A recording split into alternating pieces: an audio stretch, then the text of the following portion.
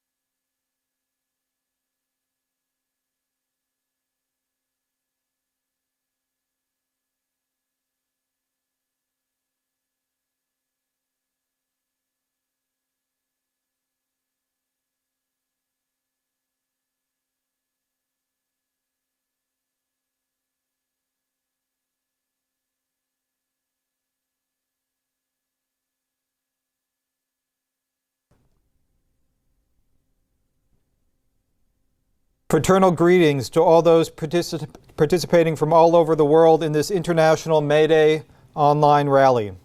My name is Joseph Kishore. I'm the National Secretary of the Socialist Equality Party in the United States, and I will be moderating the rally and introducing the speakers today. We are holding this rally under extraordinary circumstances. A quarter century of unending war, spearheaded by American imperialism, is developing into an ever more direct conflict between large powers. In the United States, the Trump administration has come to power the naked face of the financial oligarchy, the end product of decades of social counter-revolution. Internationally, we see fascistic forces, extreme nationalism, the scapegoating and repression of immigrants, ideas and political movements associated with the worst crimes of the 20th century are rearing their ugly head. Democratic forms of rule are being abolished. Social inequality is at heights without historic precedent. Overhanging everything, the danger of world war. Every day brings new dangers, whether it is the threat of war against North Korea, the firing of missiles against Syria, the threat of the eruption of conflict between nuclear-armed powers. Germany is remilitarizing, Europe is breaking apart. All the old institutions are in a state of advanced decay. There are extreme dangers, but at the same time, there's the growth of the class struggle, anger, opposition, unrest among hundreds of millions, billions of people. The ruling class fears, above all, the eruption of this anger in a politically conscious form. It is precisely this that their own policies produce, and it is precisely this that is required above all else. The speakers today are leading members of the International Committee of the Fourth International, the world socialist movement, who are fighting to build a political leadership in the working class all over the world, a powerful united force to put an end to the catastrophe into which capitalism is driving mankind. The speeches, like the theme of the rally itself, span countries and time zones throughout the world. Opening the rally today is David North. Comrade North is the chairman of the International Editorial Board, of the World Socialist website and the national chairman of the Socialist Equality Party in the United States. He's been a leading member of the socialist movement for more than 4 decades, has carried out indispensable work in defense of historical truth and for the principles and program of the Trotskyist movement.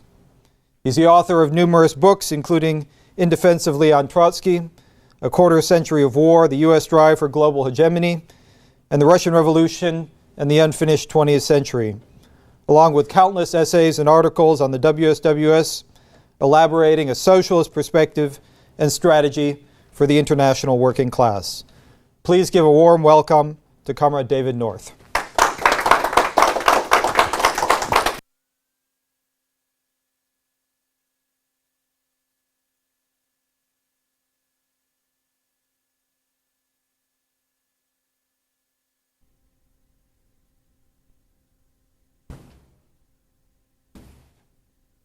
On behalf of the International Committee of the Fourth International and the International Editorial Board of the World Socialist website, I extend our revolutionary greetings to our members, readers, and supporters all over the world.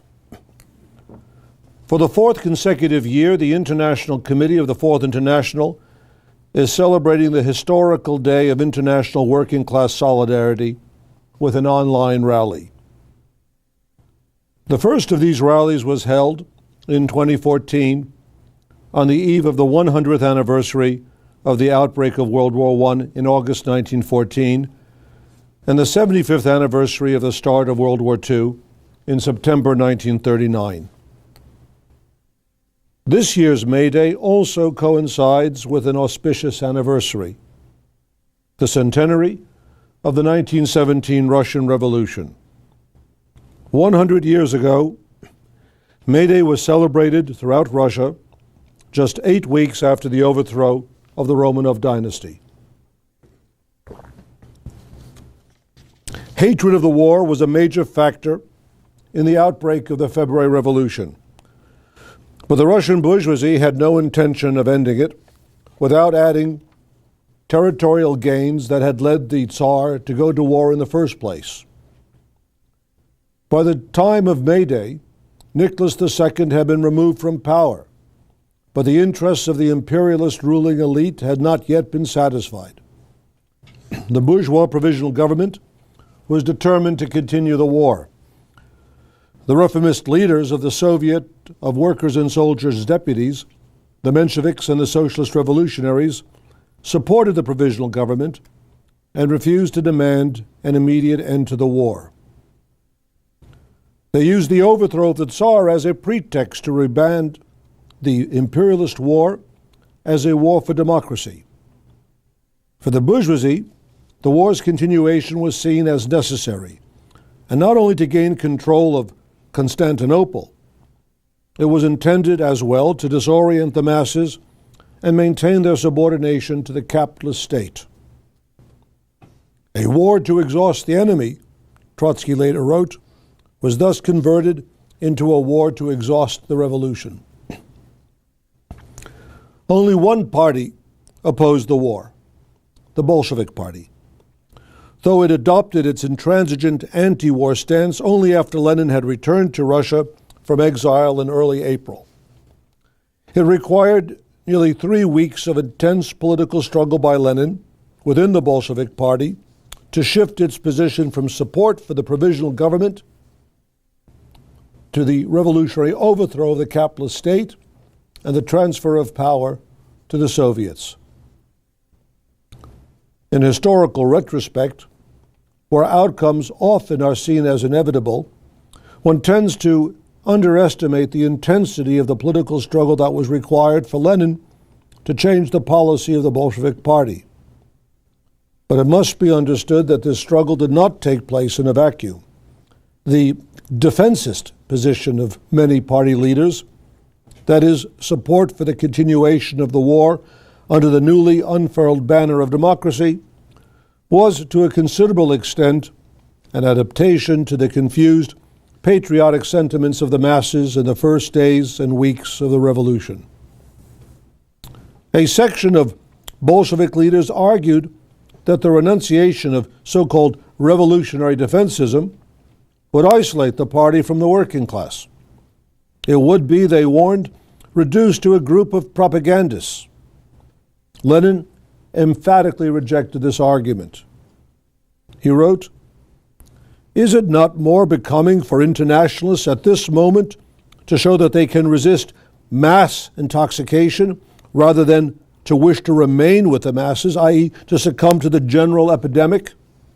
Have we not seen how in all the belligerent countries of Europe the chauvinists try to justify themselves on the grounds that they wish to remain with the masses? Must we not be able to remain for a time in the minority against the mass intoxication? Is it not the work of the propagandists at the present moment that forms the key for disentangling the proletarian line from the defensist and petty bourgeois mass intoxication? It was this fusion of the masses, proletarian and non-proletarian, regardless of class differences within the masses, that formed one of the conditions for the defensist epidemic. To speak contemptuously of a group of propagandists advocating a proletarian line does not seem to be very becoming." How profoundly different Lenin's principled politics was that from all opportunists, then and now, who habitually justify their betrayals as necessary accommodations to the existing level of mass consciousness. Reoriented by Lenin, the Bolsheviks fought against the chauvinist intoxication. Even by May Day, this mood had not entirely dissipated. One story, published in the New York Times, as filthy then as it is today, on the May Day rallies in Petrograd, was headlined, "Russian Crowds Hoot Lenin." The journalist of the Times reported with satisfaction, "Speeches made by followers of the radical socialist agitator Lenin were greeted with cries of 'Enough! Hold your tongue!'" Another article assured American readers that virtually all Russian socialist leaders supported the war and concluded with the information, "Manifestos now being issued are undisguisedly advocating that Lenin share the fate of the murdered Rasputin." But within months, the Bolsheviks, with the support of the working class, overthrew the provisional government. The October Revolution marked the beginning of the end of World War I. It is entirely appropriate to review the political lessons of 1917, but not only because this is the centenary of the Russian Revolution. The struggle against the imperialist preparations for war is the spearhead of the revolutionary struggle against capitalism. Never has the danger of a nuclear conflagration been as great as it is today. In the 3 previous online May Day rallies, the International Committee has called urgent attention to the relentless growth of geopolitical and inter-imperialist tensions. We have warned that without the building of a mass working-class movement against war, based on an international socialist perspective, the ruling elites will plunge mankind into a catastrophe. Even among the supporters of the International Committee, not to mention the many thousands of readers of the World Socialist website, these warnings may have been viewed as overstated and even alarmist.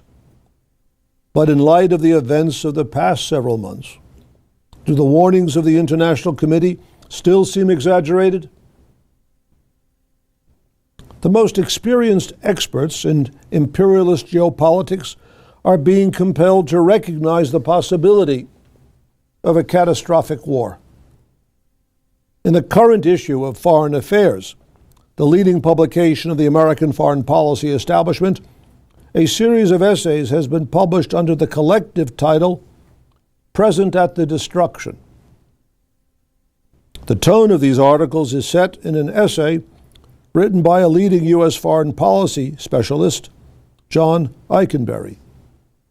Surveying the reckless policies of the Trump administration, he writes, across ancient and modern eras, orders built by great powers have come and gone, but they have usually ended in murder, not suicide. And what form will this suicide take?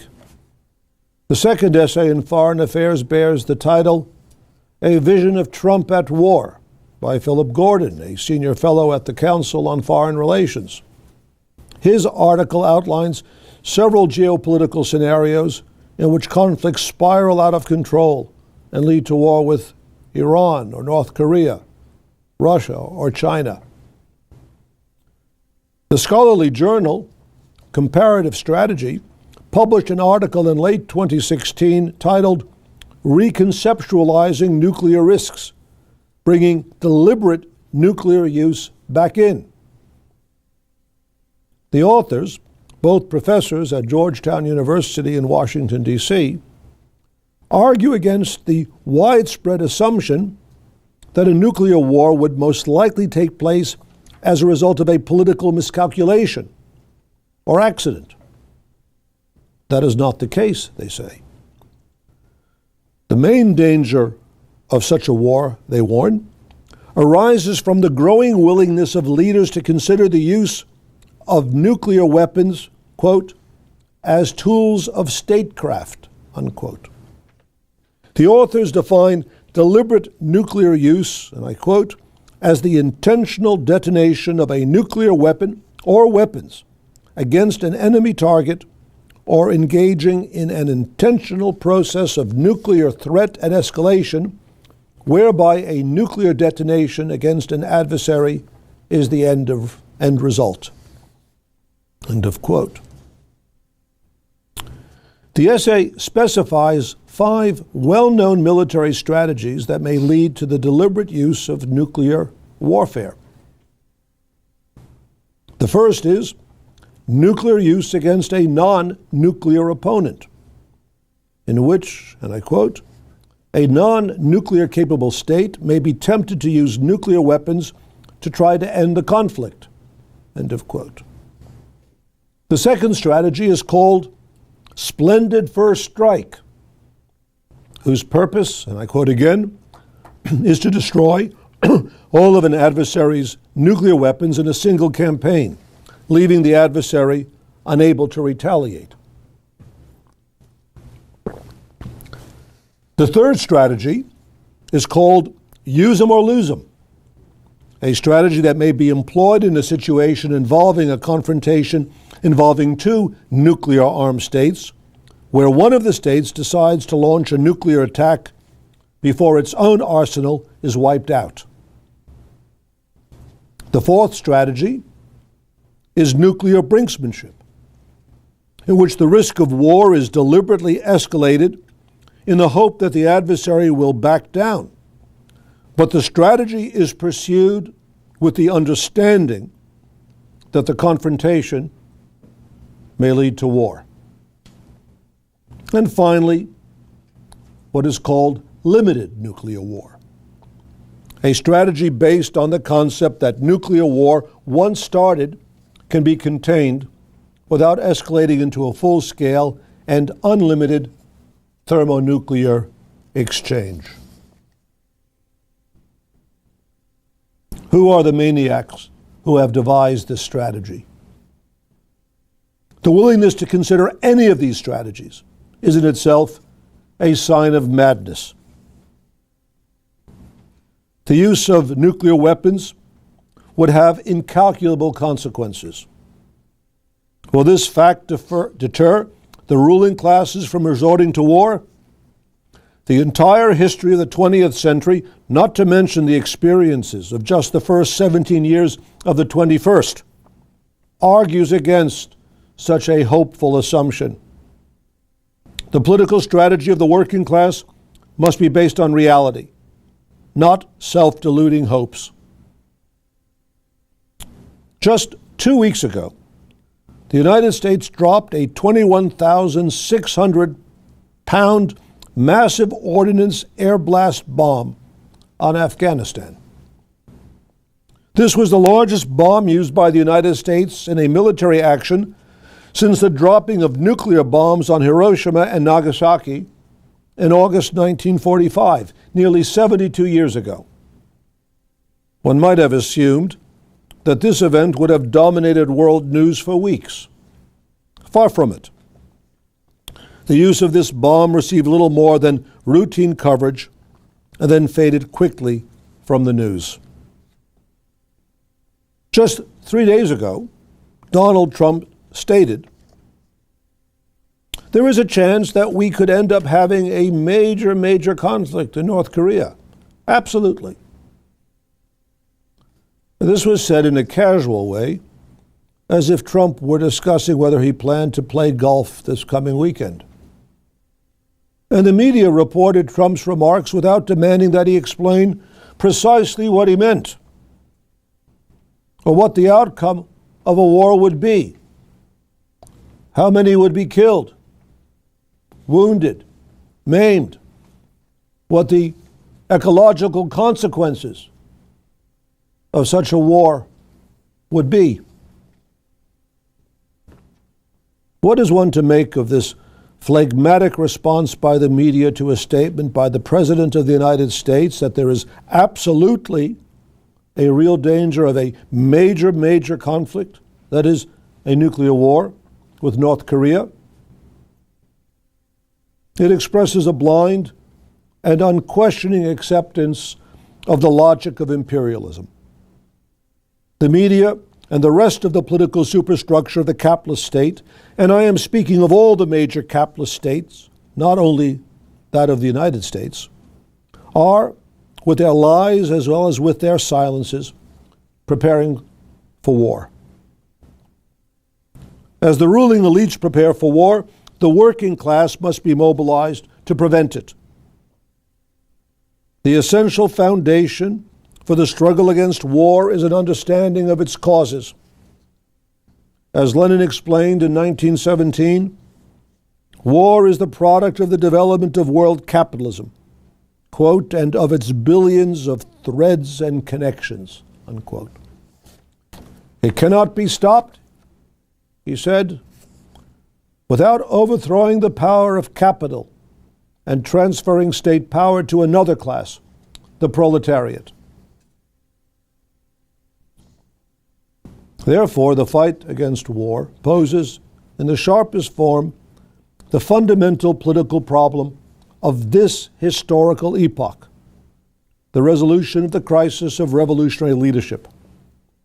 Never has the contradiction between the very advanced state of the crisis of capitalism and the subjective consciousness of the working class been so great. But it is this very contradiction that provides the impulse for an immense and rapid development in political consciousness. As capitalism hurtles toward the abyss, it is creating the conditions for the political radicalization of the working class, billions of human beings in all parts of the world. It is true that social consciousness lags behind social being, but that does not mean that the working class is blind to the bankruptcy of the existing social system, which has nothing to offer the masses, least of all, hope for a better future. The idea of progress has disappeared from bourgeois thought. Where does one still hear predictions that conditions of life on this planet will be better 20 years from now than they are today? If a global poll were taken in which all people were asked what they considered to be more probable within the next 50 years, the elimination of poverty or the destruction of the planet through a military and or ecological disaster, is there any question as to what the overwhelming majority would answer? Yes, there is a crisis of political leadership in the working class, but it is a crisis that can be solved because the working class is a revolutionary force that embodies the objectively existing potential for the socialist reconstruction of society. This is the foundation upon which the International Committee fights to carry out the historical task posed by Trotsky when he founded the Fourth International as the World Party of Socialist Revolution in 1938. We do not underestimate the immensity of the challenges that confront the International Committee in building this World Party. But no other party will undertake this task. There is not another organization in the world that can claim, with any degree of seriousness, that it either represents the interests of the working class or advances a revolutionary program. Our use of the term pseudo-left is not a factionally motivated exaggeration. It is a precise definition of organizations of the affluent middle class that have nothing to do with Marxism, Trotskyism, or the revolutionary struggle for socialism. The International Committee does not tail behind such nationalist charlatans as Tsipras, Iglesias, Mélenchon, or Sanders. The political organizations led by or allied with such figures are, to borrow a phrase from Trotsky, rotten through and through. Without succumbing to immodesty, the International Committee and its sections have every right in this centennial year of the Russian Revolution to look to the future with confidence. The influence of the World Socialist website, the voice of the International Committee, is growing rapidly. As our readership expands, so will the size of our organizations. And we are convinced that the global radicalization of the working class will lead to the establishment of new sections of the International Committee.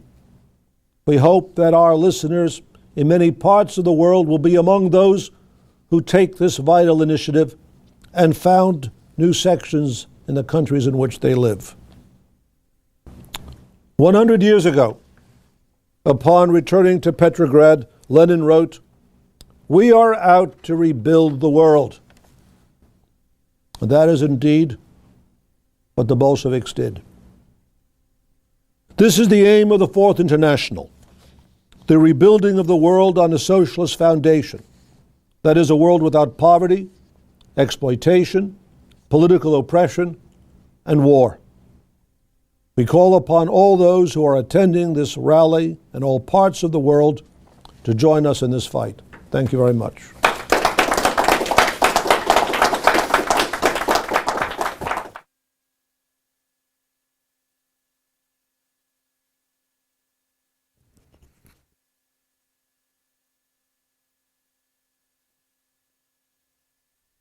Thank you, Comrade North. At the bottom of the page, wsws.org/Mayday, we have links to two of the most recent books by David North. In relation to the themes presented in this introductory speech, I would particularly recommend The Russian Revolution and the Unfinished 20th Century, which addresses the most critical theoretical, political, and historical issues raised in the fight to build a socialist movement today. Also linked at the bottom is Why Study the Russian Revolution, the lecture delivered by Comrade North to begin the series of lectures on the centenary of the Russian Revolution.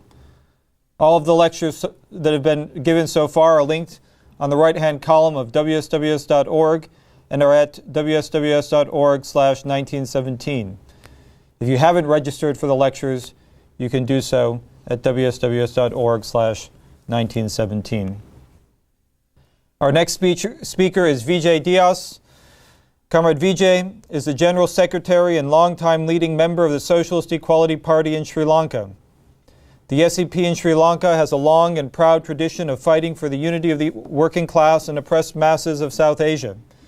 Under Comrade Vijay's leadership, the SEP is winning growing support among workers and youth throughout the subcontinent and has taken a powerful campaign in defense of workers in India framed up by Maruti Suzuki and the Indian government. Comrade Vijay is joining us today from Colombo. Welcome, Comrade Vijay.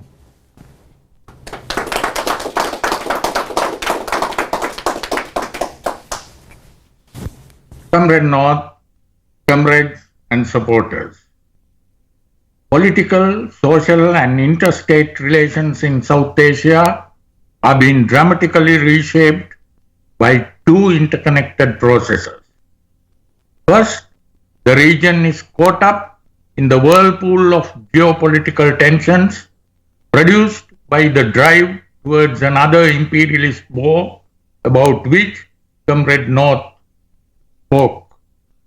US imperialism is principally responsible for this.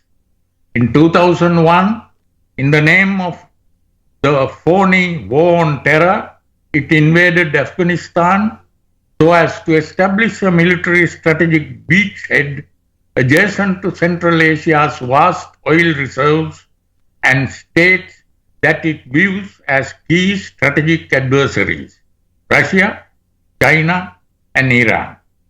Moreover, Washington, under Democratic and Republican administrations alike, has spared no effort in harnessing India through a raft of strategic favors to its strategic offensive, thereby whetting the Indian bourgeoisie's own reactionary great power ambition. Second, the class struggle is sharpening. The claim that the masses of South Asia would be lifted from poverty and squalor through so-called economic liberalization has proven completely hollow. While India is now home to 101 billionaires, the fourth largest number of any country in the world, 3/4 of the population eke out a precarious existence on less than $2 per day. Ever-deepening social inequality and economic insecurity are fueling growing working-class resistance. Last September, 150 million Indian workers participated in a one-day protest strike. Sri Lanka's government, shaken by a wave of strikes and social protests, is reportedly considering reappointing the war criminal Field Marshal Sarath Fonseca as army chief and arming him with special powers, to the words of officials, to discipline the country. The election of the billionaire Donald Trump as US President is not an aberration, but a sign of an arch reactionary tendency within the ruling elite.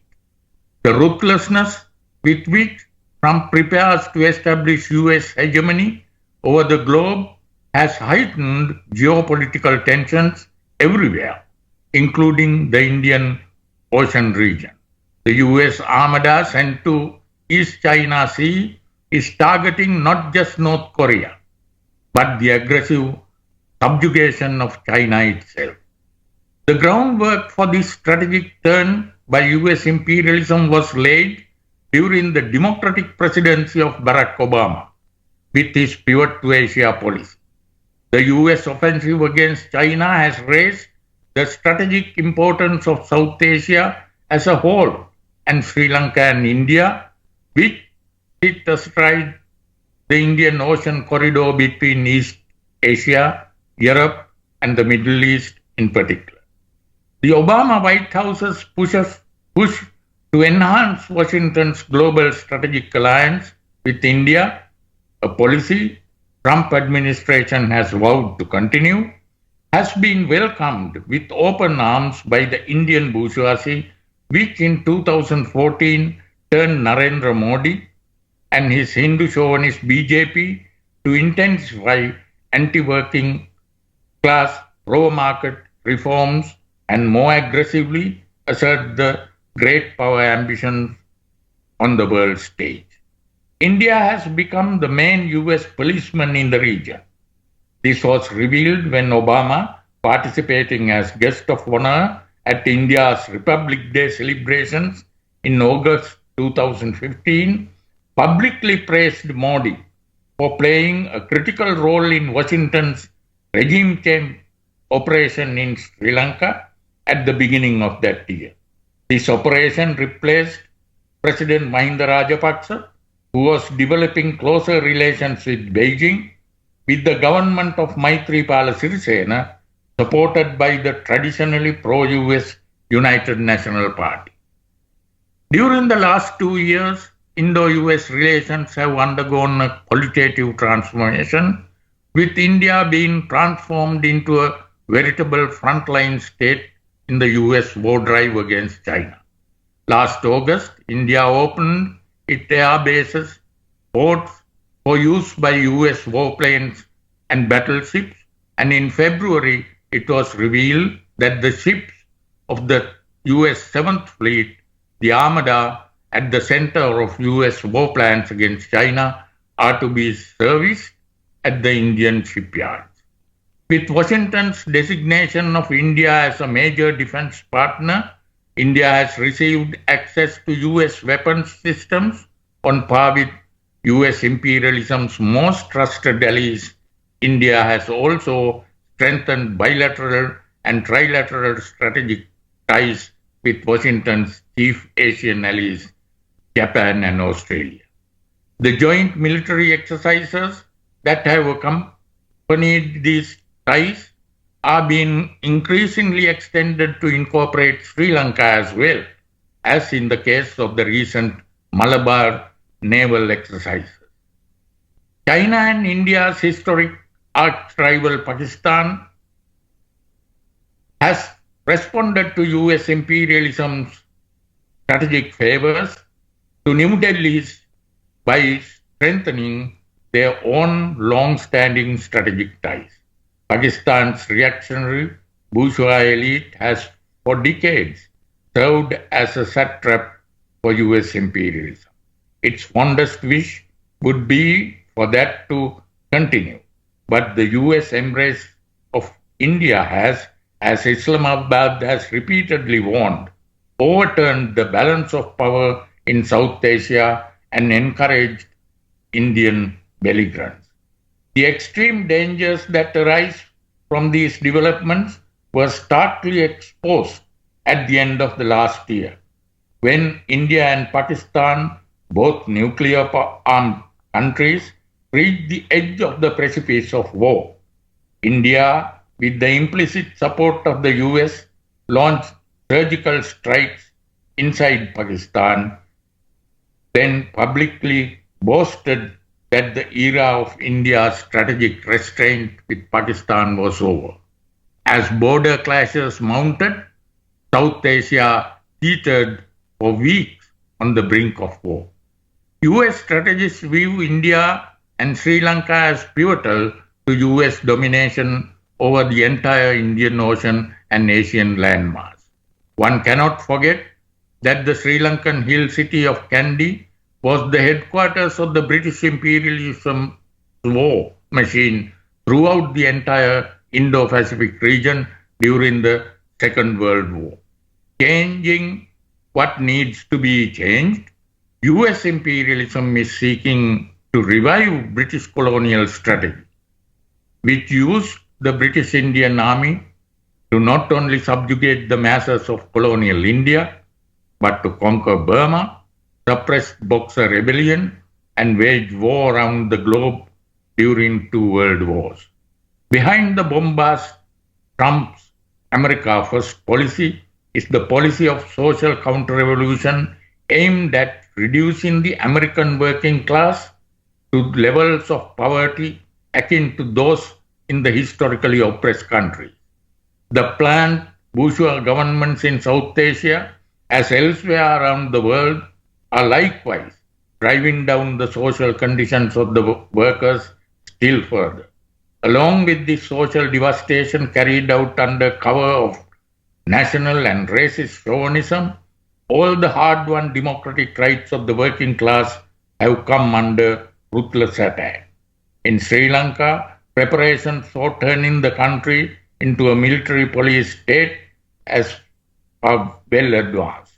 While the military that was used to prosecute the brutal 30-year civil war against the Tamil minority is being expanded with new recruits and barbaric equipment, constitutional and legal changes are underway for the establishment of autocratic rule that will surpasses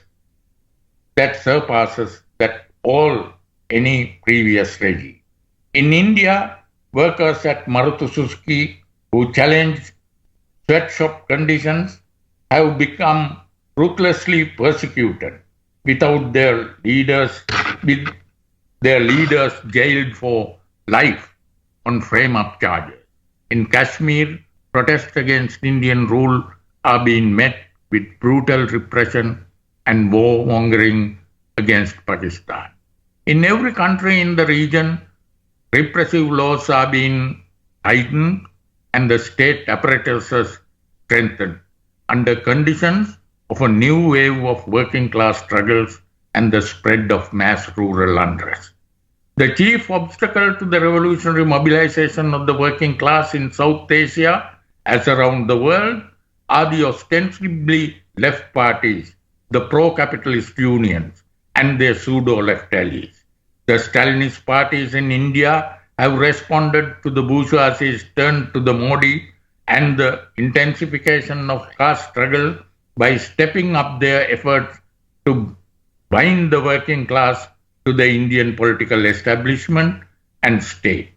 In Sri Lanka, the head of the NSSP, who hailed Sirisena's coming to power as the result of US orchestrated regime change operation as a democratic revolution, has now publicly supported the government's imposition of IMF dictated austerity.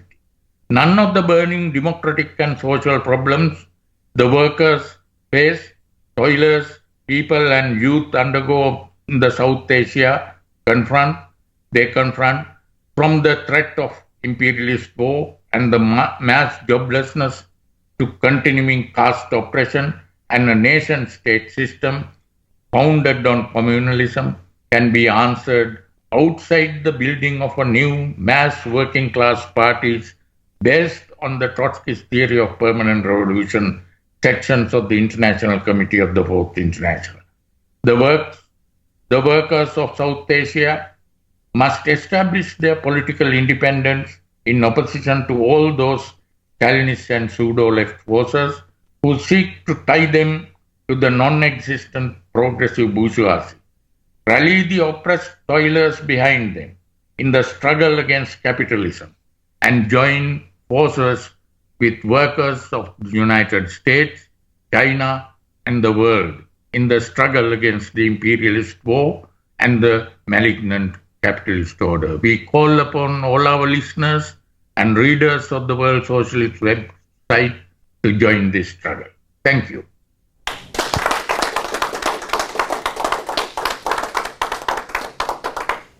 Thank you, Comrade Vijay. We have, in fact, listeners from all over the world today, from India and Sri Lanka, from France and Italy, Turkey, Australia, Britain, Brazil, Romania, to name just a few, based on the comments on the stream. If you are not involved in the International Committee of the Fourth International Socialist Equality Party, I would emphasize the call made by Comrade Vijay to get involved and to join and become active in the fight for socialism. There's a link on the page at wsws.org/Mayday. There's a link to becoming more involved and joining the SEP. If you're listening to this via the Facebook live stream or directly on YouTube, you can get to this link by going to wsws.org/Mayday. Our next speaker is Comrade Nick Beams, who's speaking today from Sydney, Australia. Nick is a founding and leading member of the Socialist Equality Party in Australia. He's an expert on Marxist political economy and the author of countless articles on the subject that have been published on the World Socialist website. Welcome, Comrade Nick.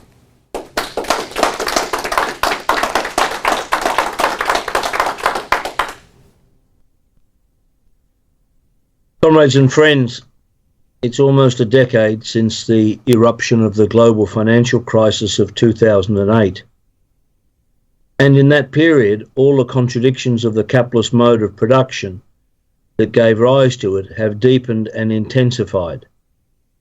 The analysis made by the International Committee of the Fourth International at the time was that this event was not some temporary or passing fluctuation in the business cycle, but a breakdown of the capitalist system. Through a desperate intervention, utilising their central banks to pump trillions of dollars into the global financial system, the ruling classes managed to avert a collapse on the scale of the Great Depression of the 1930s. But they have been completely unable to resolve the contradictions within the profit system that led to the financial meltdown. In fact, the very measures they have undertaken have only exacerbated these contradictions. The immediate cause of the crisis was the rise of finance capital and its mode of profit accumulation based on what amounted to the criminal and parasitic plundering of economic resources. But the very same practices that sparked the crisis are continuing due to the fact that the US Federal Reserve and the other major central banks put trillions of dollars into the hands of the financial speculators. The social consequences are now being starkly revealed. In every country, advanced economies and so-called emerging markets alike, the social position of the working class is worsening.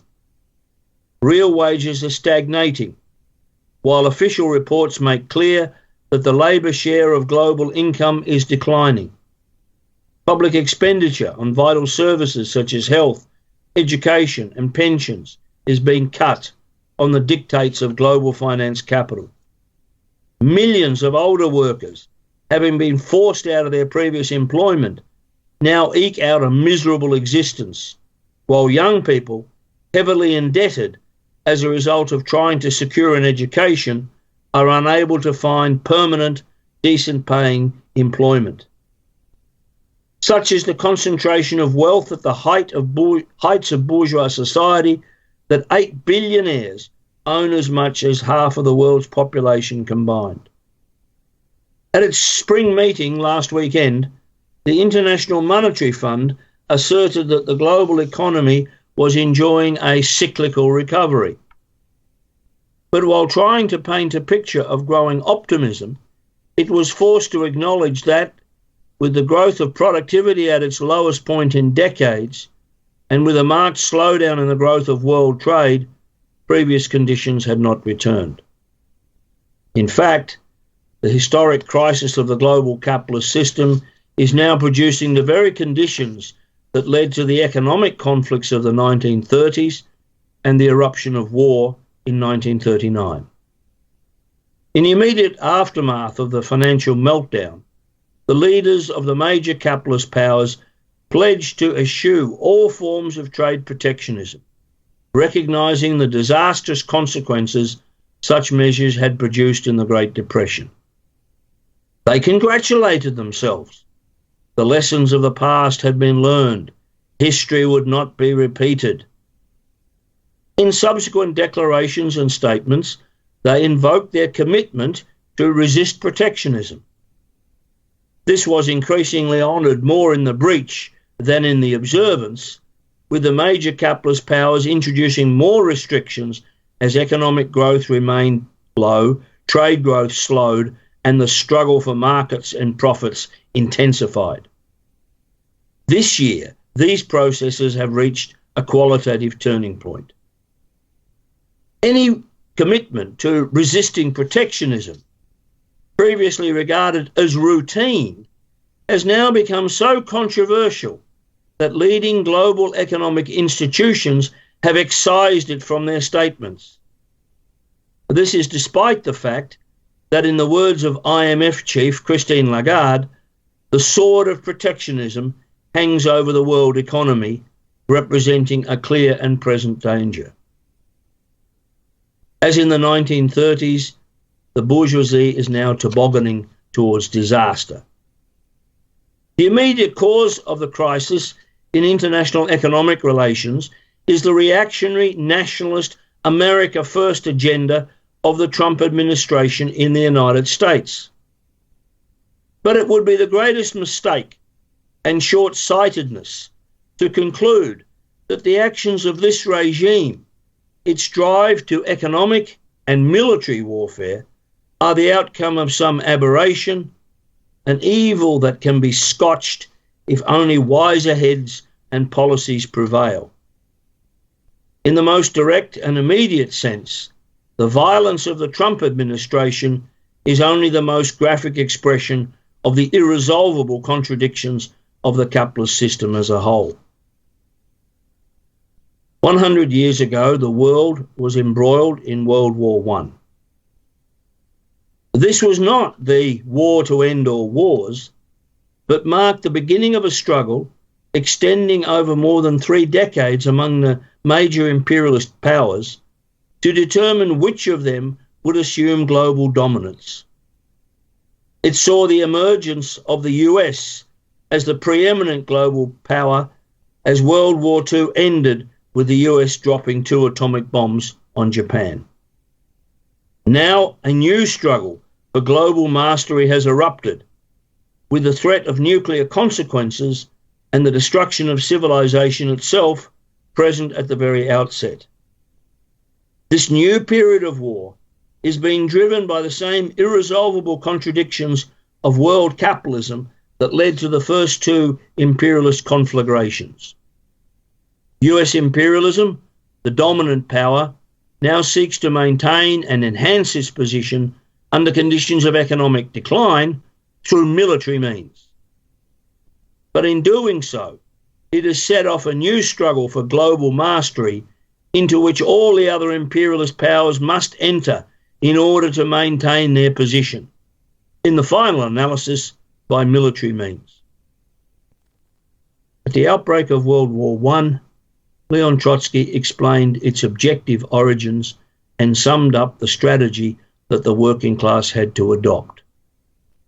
War, he wrote, is the method by which capitalism, at the climax of its development, seeks to solve its insoluble contradictions. Against this, he continued, the working class had to oppose its own method, the socialist revolution, advancing as a practical program of the day, the socialist organisation of the world economy. That perspective remains even truer today. Not a single social, economic, environmental, or any other major problem can be resolved within the framework of the profit system. But as Marx insisted, no great problem ever arises without at the same time the material conditions for its resolution also emerging.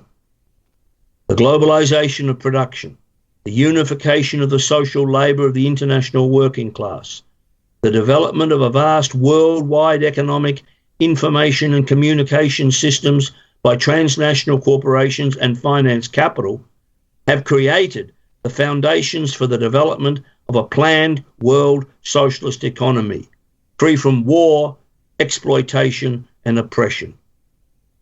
The fight for this program must become the axis on which the world working class develops its struggle against the growing danger of war. Thank you.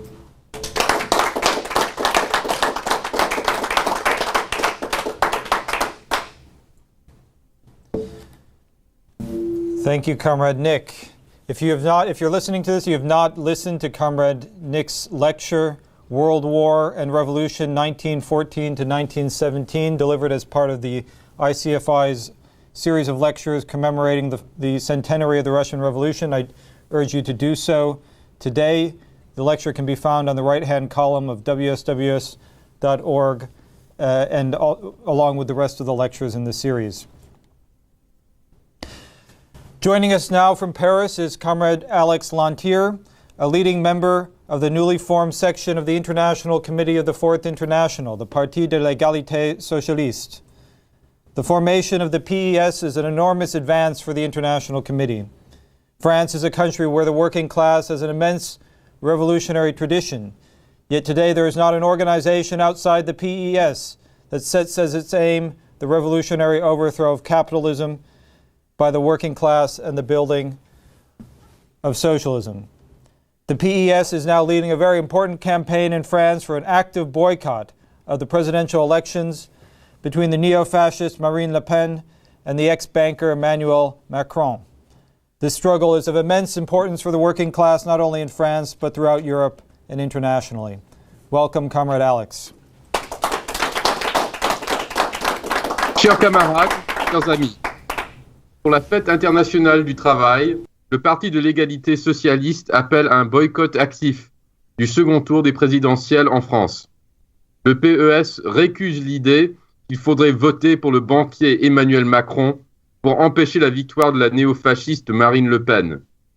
Déjà, des lycéens et des étudiants se sont mobilisés à travers la France pour manifester contre l'impasse politique du second tour. Demain, les travailleurs vont défiler, alors que l'écrasante majorité de la population se dit mécontente du choix entre les deux candidats. Le PES propose aux travailleurs et aux jeunes de boycotter l'élection et de se mobiliser pour une lutte politique contre le second tour et puis contre le vainqueur de l'élection, quel qu'il soit. Le chantage exercé par les médias, le Parti socialiste et les républicains sur les Français pour les contraindre à voter Macron n'est qu'un ramassis de mensonges. Macron serait-il le défenseur de la démocratie contre une dictature néofasciste? Il a été ministre du gouvernement PS actuel, qui a imposé l'état d'urgence, qui suspend des droits démocratiques fondamentaux. Macron serait-il le défenseur des acquis sociaux contre l'extrême droite? Son gouvernement a envoyé des hordes de policiers l'année dernière attaquer des jeunes et des travailleurs qui exerçaient leur droit de manifester et de faire grève contre la loi travail. Le PS a piétiné ses droits, inscrits à la Constitution en 1946 après l'expérience de la répression vichyste et nazie sous l'occupation pour faire passer une loi qui casserait le code du travail. Macron serait-il un rempart éclairé contre le danger du nationalisme et de la guerre? C'est l'allié de Berlin, de l'Union européenne et du Parti démocrate à Washington, qui menace d'attaquer des pays autour du monde, depuis la Syrie jusqu'à la Corée du Nord, voire la Russie et la Chine. Macron compte augmenter l'effort de défense de la France et rétablir le service militaire.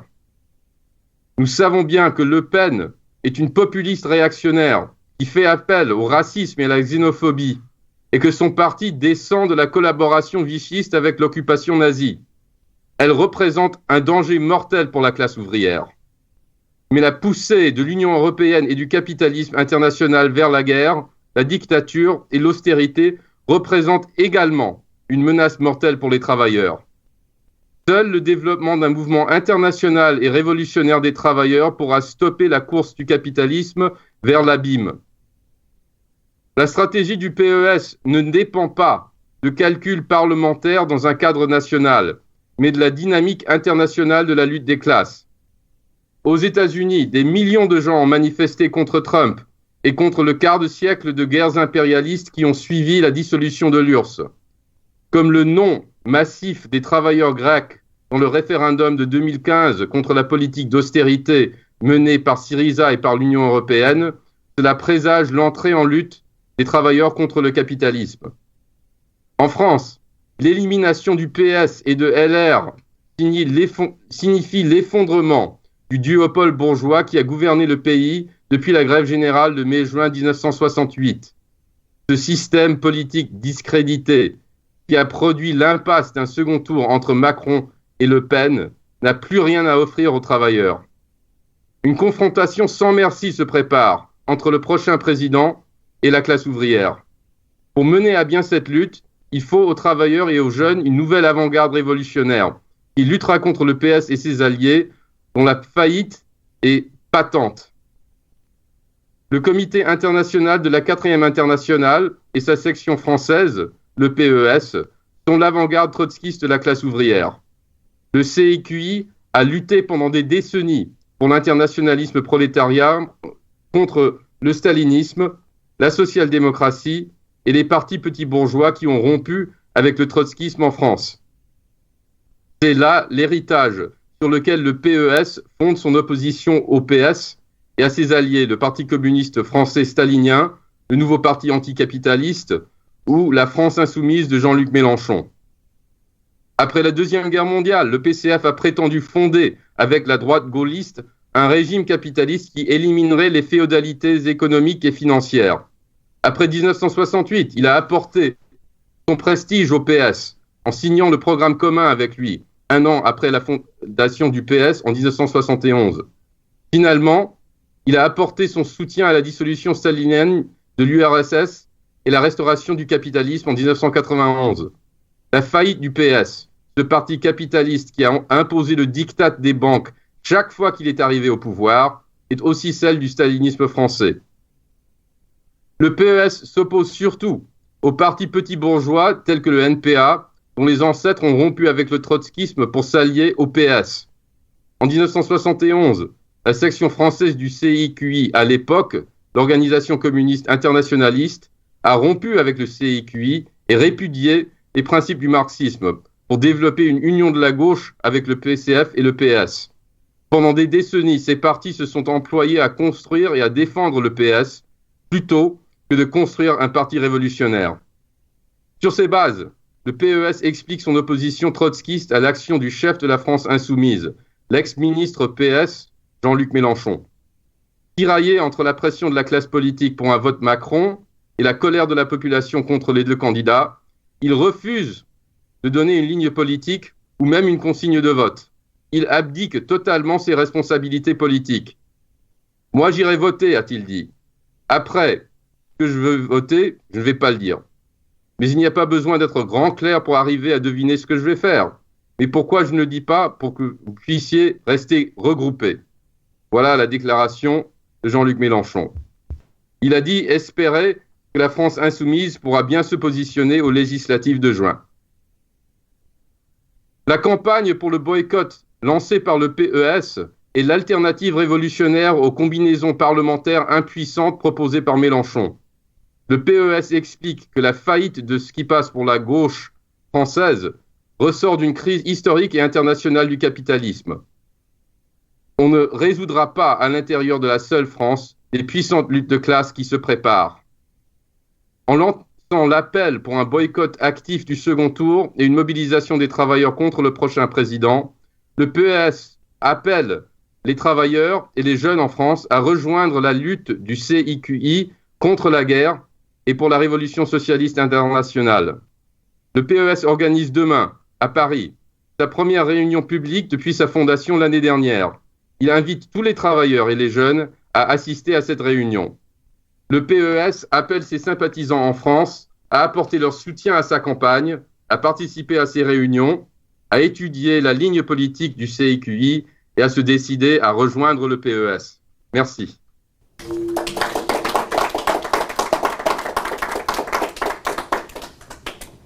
Thank you, Comrade Alex.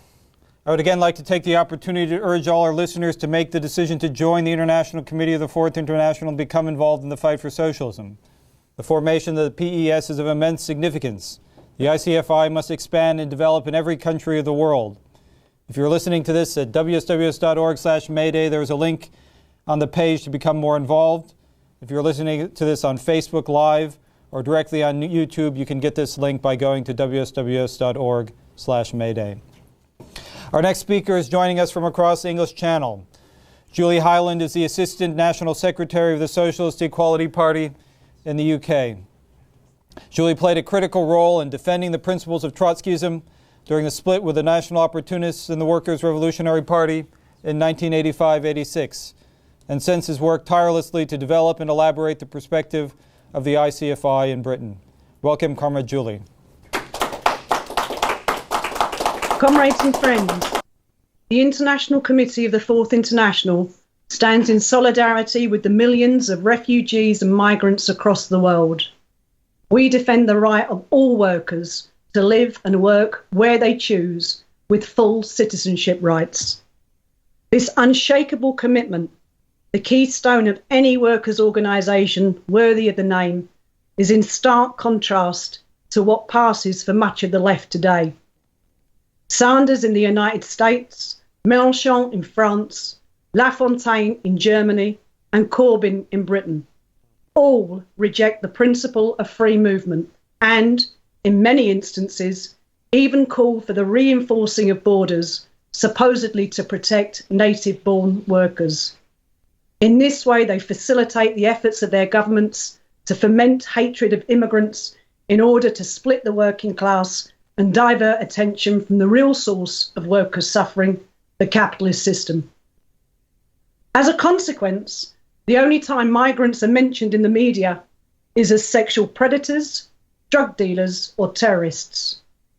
The identities of those targeted may change. Mexicans in the United States, Syrians in Europe, or that favoured catch-all, Muslims. But the rhetoric is borrowed straight from the playbook of the Nazis and their demonizing of the supposedly criminal Jew. In reality, just as it was 70 years ago, these impoverished and vulnerable workers and children are the victims of monstrous crimes committed by the imperialist powers. 15 years of the so-called War on Terror, the pretext for a renewal of colonialist war and plunder in the Middle East and elsewhere, has produced the greatest migration crisis since World War II. More than 65.5 million people are refugees, not counting the 14 million plus who are internally displaced. In the time it takes me to make these remarks, nearly 300 people will have been forced from their homes somewhere in the world. That's almost 3,000 people by the end of the rally, and more than 35,000 by the end of today. If refugees were a country, they would form the 22nd largest in the world, larger than the United Kingdom, Italy, or South Africa. Already, more than half the world's refugees are from Syria, Afghanistan, and Somalia. But in the last weeks, the Trump administration, backed by the European governments, has bombed Syria and dropped the largest ever non-nuclear MOAB bomb on Afghanistan, while US forces have gone back into Somalia as part of ongoing efforts to install a puppet government. This is the situation even without the menacing of North Korea and China and the provocations against Moscow, all of which threatens a third world war. Each Tomahawk missile dropped on Syria costs up to $1.5 million. The price tag for a single MOAB is $16 million. The US Defense Shield, THAAD, to be installed in South Korea costs an estimated $1 billion, while $100 billion is spent annually on nuclear weapons by nuclear-armed nations, $12 million every hour. Yet while the imperialist powers squander vast sums to destroy entire countries, the victims of their aggression, those who remain alive at least, are left in abject squalor. More than 90% of all refugees never make it to the West, but are forced into countries already racked by poverty and conflict. In Libya, modern-day slave markets have opened, trading in African refugees to be used as forced labour or for sexual exploitation. The going rate is between $200 and $500. Those who are not bought and who are unable to reach a place of safety often starve and are buried in unmarked graves, earning Libya the title of the Valley of Tears. Uganda, one of the poorest countries in the world, hosts the largest refugee camp on the African continent, Bidi Bidi, home to more than 250,000 people, mainly women and children, most from southern Sudan. After 6 years of the Western-instigated civil war, Syrians account for the largest number of refugees. Many are trapped in Turkey, Jordan, and Lebanon. Without the right to work, most live below the poverty line. As a result, in Lebanon, the trade in illegal organs is booming, as desperate refugees, including minors, are forced to sell their body parts to keep themselves and their families alive.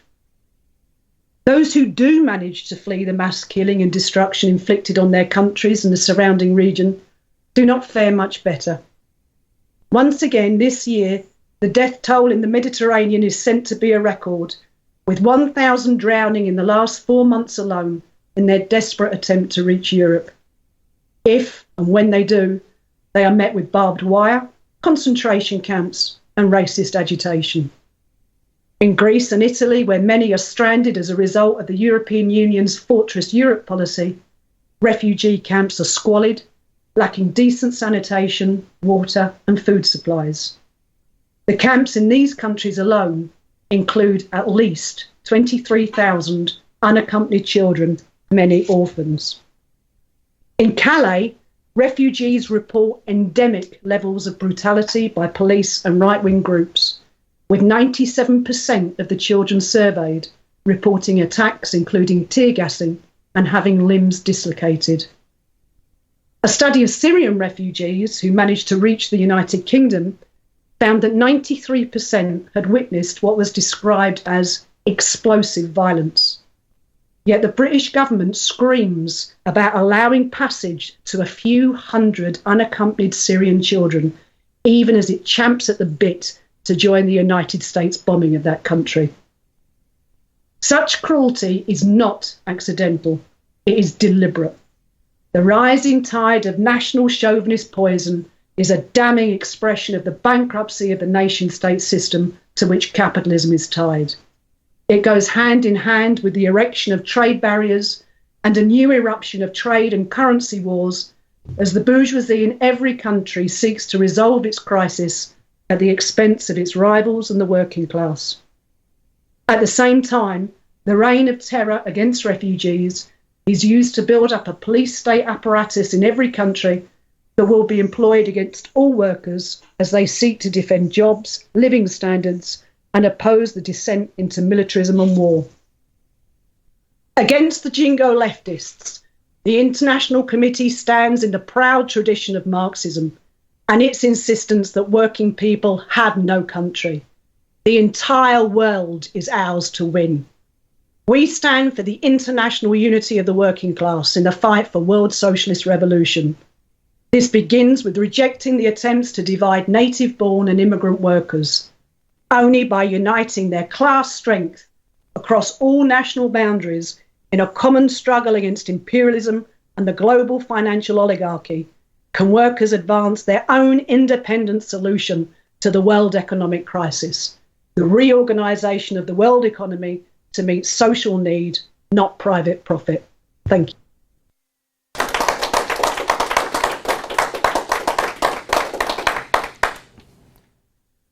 Thank you, Comrade Julie. I'd like to take a minute to urge everyone listening today to make a donation to the World Socialist website. The world situation places enormous demands upon our international movement. Holding events like this requires a continual investment in technology. The sections of the ICFI, from Europe to Asia to the United States, have been holding meetings in opposition to war and defense of immigrants. All of this requires resources. Please make as large a donation as possible. Set up a regular monthly subscription to the WSWS. You can visit wsws.org/donate or click the link on the page to make your contribution today. Next we have from Montreal, Comrade Keith Jones, the National Secretary of the Socialist Equality Party in Canada. In addition to the work in Canada, Comrade Keith also plays a leading role in the work of the International Committee of the Fourth International in South Asia, and he will be speaking today on the campaign waged by the ICFI in defense of the Maruti Suzuki workers who have been brutally framed up in India. Welcome, Comrade Keith.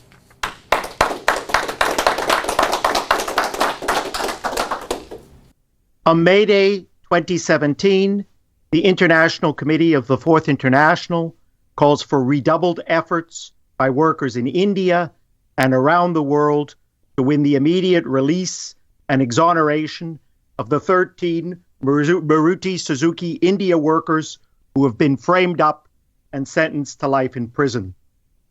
They are victims of ruthless class justice. Workers at Maruti Suzuki's Manesar car assembly plant in northern India, these 13 men have been condemned to spend the rest of their lives in the living hell that is an Indian prison as the result of a ruling class conspiracy. This conspiracy unites the Japanese-owned transnational Suzuki Motor Corporation, the police, the courts, and both of the Indian bourgeoisie's principal parties, the Congress Party and the Hindu supremacist Bharatiya Janata Party. The workers' only crime was to have challenged the brutal sweatshop conditions, poverty wages, speed-up, precarious contract labor jobs that prevail across India, including in its new globally integrated manufacturing sector. 12 of the 13 were leaders of the Maruti Suzuki Workers' Union. Workers at the Manesar plant established the Maruti Suzuki Workers' Union through a series of militant strikes in 2011-12 and in bitter struggle against a government-recognized company-backed stooge union that connived in their exploitation. The pretext for the frame-up of the 13, the arrest and imprisonment for 3 years of close to 150 other workers, and a government-supported purge of the Manasar workforce in which the company fired and replaced 2,300 workers, was a company-provoked altercation on July 18, 2012. In the midst of this altercation, a fire mysteriously erupted that killed the one company manager sympathetic to the workers. Since 2012, the World Socialist website has published numerous articles exposing the state vendetta against the Maruti Suzuki workers and will continue to do so. Here, it just should be said that their prosecution and trial were a sham from beginning to end. A company lawyer acted as prosecution co-counsel. The court refused to allow any worker witnesses to the events of July 18, 2012 to testify, claiming that they would be biased. The presiding judge systematically shifted the burden of proof from the state to the workers. And with the explicit backing of India's Supreme Court, he refused to allow the defense to call back key prosecution witnesses for further questioning, although a lower court had ruled this would negate the workers' right to a fair trial. Defense lawyers demonstrated that the police had illegally colluded with the company, arresting workers on the basis of company-supplied lists, and repeatedly fabricated evidence. Faced with this irrefutable evidence of police criminality, the judge had to fully exonerate 117 of the arrested workers. But he did so only to try to salvage the frame-up against its principal targets, the leaders of the Maruti Suzuki Workers' Union. The Indian ruling elite is determined to inflict exemplary punishment on the Maruti Suzuki workers so as to intimidate the working class and demonstrate to foreign investors that they can be counted on to ruthlessly suppress all worker resistance to brutal exploitation. This has been spelled out repeatedly and blatantly by government ministers, prosecutors, and the courts themselves. In explaining why he had urged the 13 workers to be sentenced to death by hanging at their March 17th sentencing hearing, Special Prosecutor Anurag Huda declared, "Our industrial growth has dipped, foreign direct investment has dried up, Prime Minister Narendra Modi is calling for Make in India, but such incidents are a stain on our image." There is enormous sympathy for the framed-up Maruti Suzuki workers in India and wherever working people are apprised of the case around the world. But the unions and Stalinist parliamentary parties have systematically isolated the Maruti Suzuki workers while urging them to put their faith in worthless appeals to the capitalist parties and courts that are persecuting them.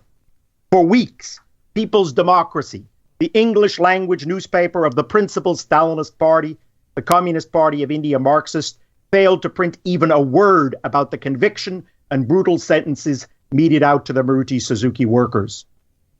The union and Stalinist leaders are adamantly opposed to mobilizing the working class in defense of the Maruti Suzuki workers because they are terrified of their rebellious spirit, and above all, because they support and indeed have played a pivotal role in implementing the ruling elite's drive to make India a cheap labor haven for world capital. The International Committee of the Fourth International urges workers, young people, and all those who defend democratic rights to come to the defense of the framed-up Maruti Suzuki workers. In mounting this international campaign to defend the Maruti Suzuki workers, the ICFI is renewing and reinvigorating the tradition of international workers' defense, whose roots are bound up with the origins of May Day itself in the campaign against the 1880s frame-up of the Haymarket martyrs of the fight for the 8-hour day. The freedom of the Maruti Suzuki workers can and will only be won based on the mobilization of the class strength of the international working class. The Maruti Suzuki workers have come under vicious and unrelenting attack because they challenge the class strategy of the Indian bourgeoisie, which aims to supplant China as the world's principal cheap labor hub. But their struggle also threatened the strategy of the global transnationals like Suzuki, which scour the world for the cheapest labor costs so as to maximize profits and shareholder returns. The Maruti Suzuki workers are representatives of the hundreds of millions of new workers that capitalist globalization has created in India, China, and across Asia, Africa, and Latin America. These workers are not just objects of exploitation, but a mighty social force and a powerful ally of workers in the advanced capitalist countries.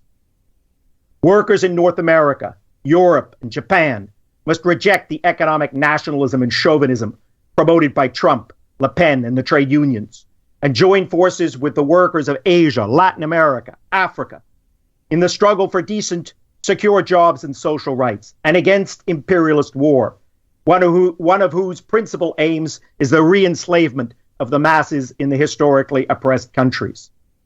In challenging sweatshop exploitation, the Maruti Suzuki workers were striking a blow not only for workers in India, but for workers around the world. Their defense is a vital first step in forging the international unity of the working class that is needed to fight global capital.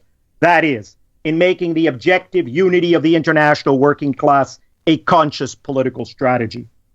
I urge everyone listening today to sign the ICFI online petition, Free the Maruti Suzuki Workers, to circulate it, to make the facts of the Maruti Suzuki case known to workers and young people around the world, to explain how this frame-up epitomizes contemporary global class relations and how the defense of these workers can and must become an important means for advancing the struggle for the fighting unity of the working class against capitalist exploitation and war. Thank you.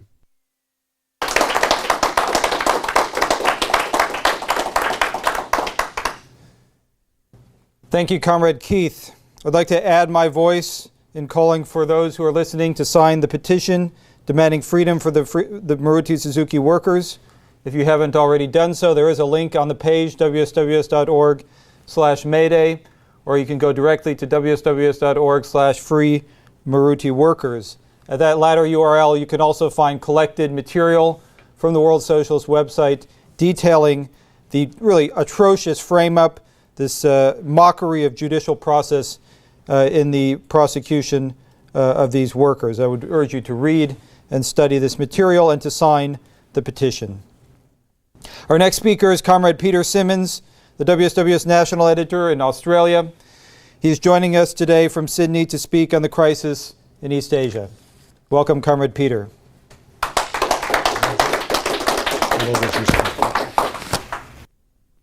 Greetings to comrades and friends around the world. For the first time since the Cuban Missile Crisis in 1962, workers around the world confront the real and immediate danger of nuclear war.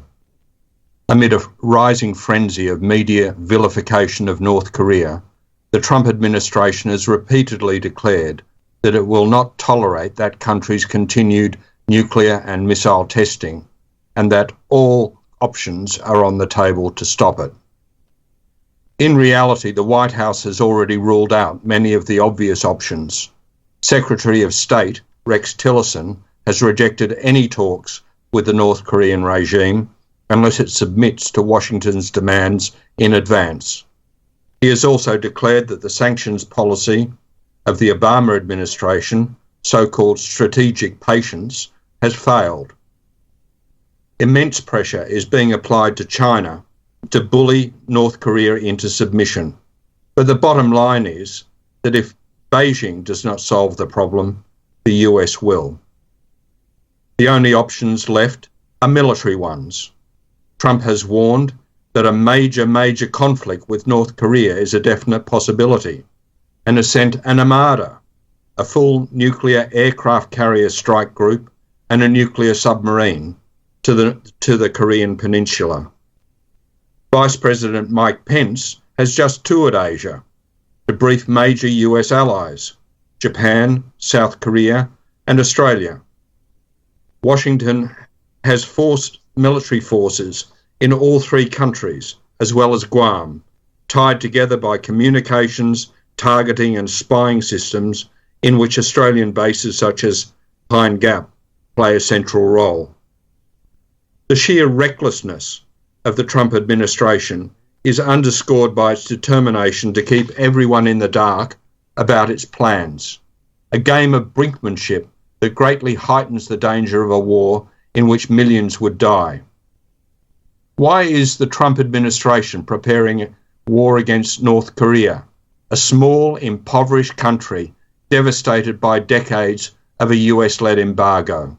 It has no oil or significant natural resources, and despite its constant demonization by the US, poses no real threat to the United States. It is, however, strategically located on the border with Russia and China. The threats against North Korea are part of a broader confrontation with China, which the US regards as the chief obstacle to its global hegemony. The pivot to Asia, initiated by the Obama administration with a major military build-up against China, is being intensified under Trump. His administration has threatened trade war against Beijing, to tear up the One China policy and thus diplomatic relations, and to challenge China militarily in the South China Sea. The threat of a catastrophic nuclear war is not simply the product of the madness of Trump or previous administrations. Rather, it is being generated by an insane social order, the capitalist system, and its outmoded division of the world into competing nation states. The US drive to war against China and Russia, as well as in the Middle East and Eastern Europe, is a desperate attempt to extricate itself from a worsening economic and social crisis and to assert its domination of Asia and the world. The lessons of the Russian Revolution a century ago demonstrate that the danger of war can only be ended through socialist revolution. On May Day, the day that marks the international unity of the working class, workers in the United States, China, both Koreas, Japan, Australia, throughout Asia and the world need to answer the threat of war with the building of a movement that sets as its task the abolition of the profit system that produces war. The danger of nuclear conflict cannot be overcome through pacifist phrasemongering or futile appeals to capitalist governments, which are all committed to ruthlessly pursuing their economic and strategic interests. Nor should there be any illusions that the United States will refrain from using nuclear weapons because of the sheer scale of the devastation involved. The phrase, thinking the unthinkable, coined by the notorious Cold War strategist Herman Kahn in the 1950s, is again being discussed in Washington's strategic circles. The Obama administration committed $1 trillion over the next 30 years to upgrading the US nuclear arsenal. And far from defending the North Korean people, the Pyongyang regime's efforts to assemble a rudimentary nuclear arsenal only compound the danger of nuclear war. The US has declared it will meet any attempt by North Korea to use its nuclear weapons with an effective and overwhelming response. In 1945, US imperialism dropped atomic bombs on Hiroshima and Nagasaki as a warning to the Soviet Union and to the rest of the world. It would use the nuclear bombing of North Korea to send a stark message to its rivals today. The North Korean and Chinese regimes do not represent socialism. Deeply hostile to socialist internationalism, both propagate the poisonous fumes of nationalism and chauvinism that divide the international working class. The Chinese Communist Party defends the interests of the tiny, ultra-rich elite that has benefited from capitalist restoration. It oscillates between craven efforts to strike a deal with US imperialism at the expense of North Korea and expanding its own military apparatus. Both only heighten the danger of conflict. Awareness is growing among workers and youth of the imminent danger of conflict, along with a healthy distrust in the deluge of propaganda and widespread opposition to war. The lack of an anti-war movement today is the responsibility of definite political forces, especially the various pseudo-left organisations.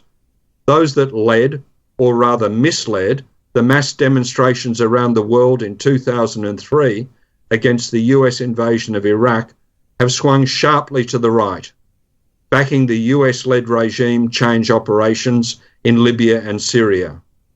Their unscientific and ahistorical characterization of China as an imperialist power dovetails with the State Department's denunciations of Chinese aggression and expansionism. The International Committee of the Fourth International and its organ, the World Socialist website, are alone in exposing the machinations of US imperialism and its allies in Asia and around the world, and in building an international anti-war movement of the working class to halt the drive to a disastrous world war. This is an urgent task. We appeal on May Day to workers in every country to join us in our efforts to build the necessary revolutionary leadership for the struggles that lie directly ahead. Thank you.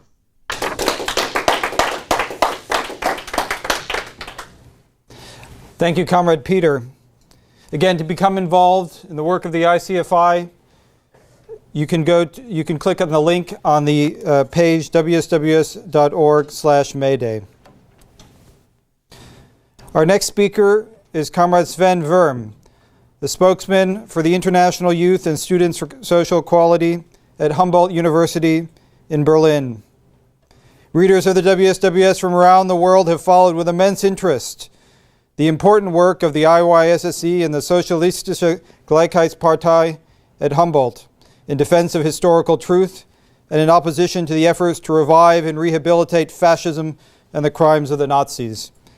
In this work, Comrade Sven has played a leading role. In the most recent elections to the student parliament, the IYSSE won 4 seats and obtained more than 7% of the vote, more than the vote of the student groups associated with the ruling Christian Democratic Union, the Greens, and the Left Party. I'd like everyone to welcome Comrade Sven.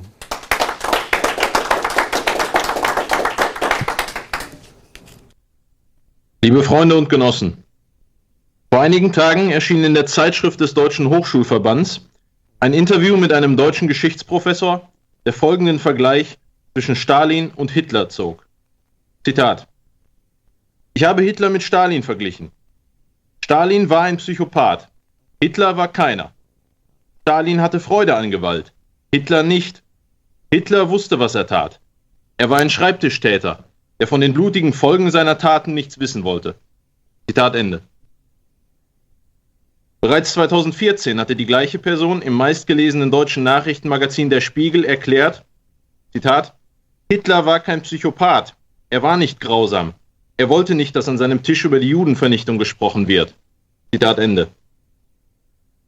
Der besagte Geschichtsprofessor ist Jörg Barbarowski, der an der Berliner Humboldt-Universität den Lehrstuhl für osteuropäische Geschichte innehat.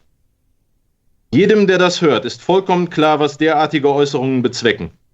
Sie sind dazu da, die Verbrechen des Nationalsozialismus zu verharmlosen und Hitler zu rehabilitieren. Jeder weiß um die abscheulichen Verbrechen der Nazis. Und jeder weiß, dass natürlich gerade der Naziführer selbst grausam war und Freude an Gewalt hatte. Fast 70 Jahre lang hatten viele in Deutschland und international geglaubt, es sei unmöglich, die Nationalsozialisten wieder zu rehabilitieren. Zu groß war die schreckliche Erinnerung an den Zweiten Weltkrieg, den Überfall auf Polen, den Vernichtungskrieg gegen die Sowjetunion und den Holocaust, in dem allein 6 Millionen Juden ermordet wurden.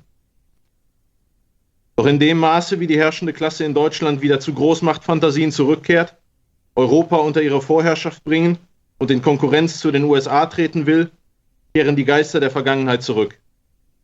Um neue imperialistische Kriege und Verbrechen möglich zu machen, muss die Geschichte umgeschrieben und die verbrecherische Rolle des deutschen Imperialismus im 20. Jahrhundert verharmlost und bestritten werden. Der Politikwissenschaftler Herfried Münkler, der ebenfalls an der Humboldt-Universität lehrt, fasste dieses Ziel in einem Interview mit der Süddeutschen Zeitung Anfang 2014 folgendermaßen zusammen. Zitat: Es lässt sich kaum eine verantwortliche Politik in Europa betreiben, wenn man die Vorstellung hat, wir sind an allem schuld gewesen. Bezogen auf 1914 ist das eine Legende. Wir neigen außenpolitisch zu dem Gedanken, weil wir historisch schuldig sind, müssen, ja dürfen wir außenpolitisch nirgendwo mitmachen. Zitat Ende.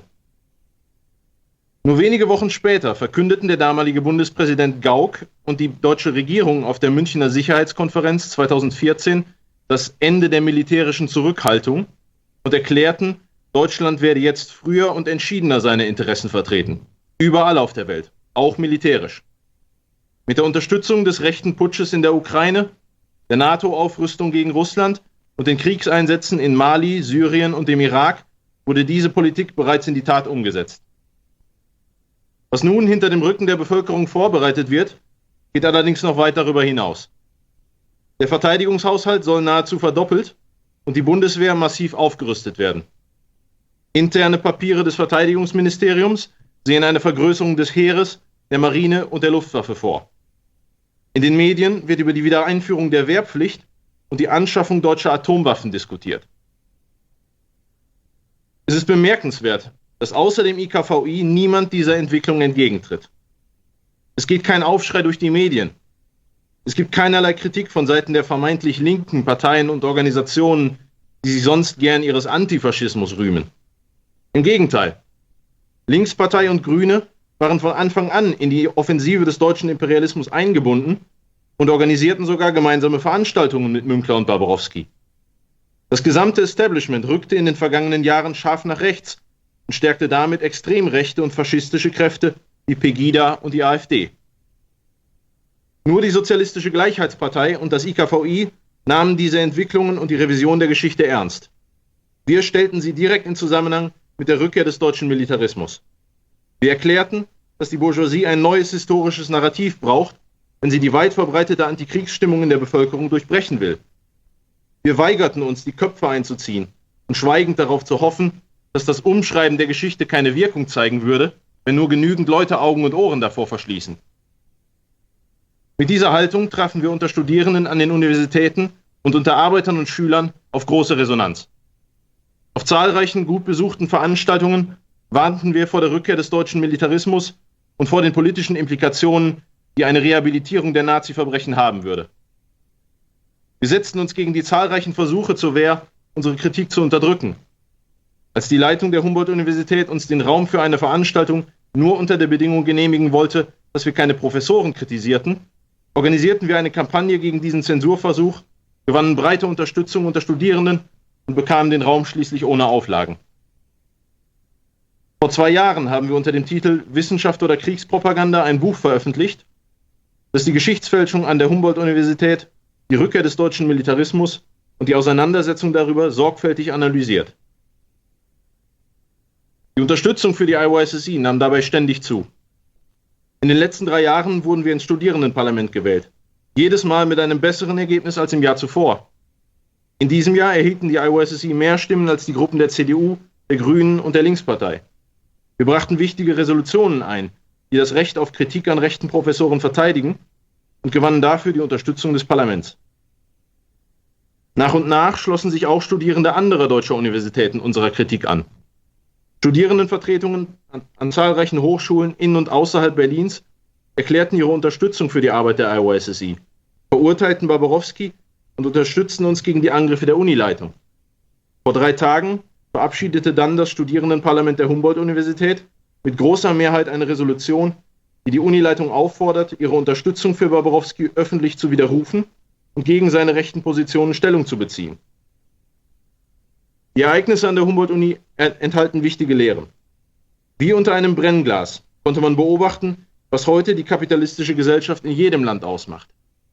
Eine kleine, aber einflussreiche Schicht an der Spitze versucht, ihren Kurs auf Krieg, Diktatur und soziale Konterrevolution gegen die große Mehrheit der Bevölkerung, gegen die Arbeiterklasse und die Jugend durchzusetzen. Die Opposition dagegen ist enorm. Doch sie findet im Rahmen der bestehenden Parteien und Organisationen keinen Ausdruck. Das Eingreifen der IYSSE hat sie ans Licht gebracht und ihr eine politische Perspektive gegeben. Das erkennen sogar unsere ärgsten Gegner an. Die Frankfurter Allgemeine Zeitung bestätigte in einem üblen Angriff auf die IYSSE und die WSWS, dass wir, wie sie wörtlich schrieb, wirkungsmächtig seien. Wie in den 1930er Jahren sind es auch heute nur die Trotzkisten, die die Kriegsgefahr verstehen, davor warnen und eine revolutionäre Perspektive dagegen formulieren. Die Verteidigung der historischen Wahrheit spielt dabei eine wichtige Rolle bei der politischen Erziehung einer neuen Generation von sozialistischen Arbeitern und Jugendlichen. Wir rufen alle Zuhörer auf, die Lehren aus diesem Kampf zu studieren und sich am Aufbau unserer Partei zu beteiligen. Vielen Dank.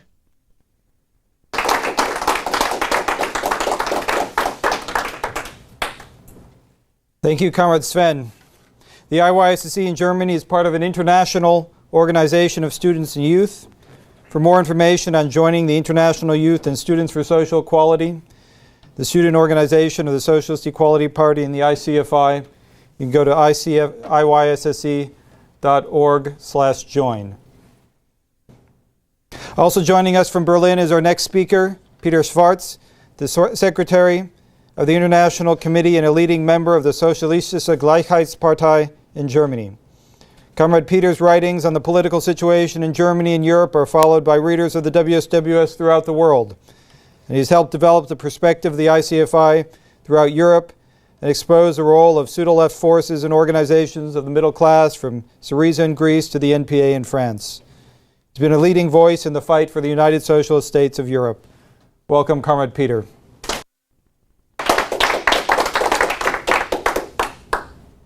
Dear comrades and friends, in the 20th century, Europe was the origin and the main battlefield of two imperialist world wars. In 1945, the continent, which had been the center of the Industrial Revolution and at the forefront of cultural progress, lay in ruins. Between 80 and 100 million people were killed in the two wars.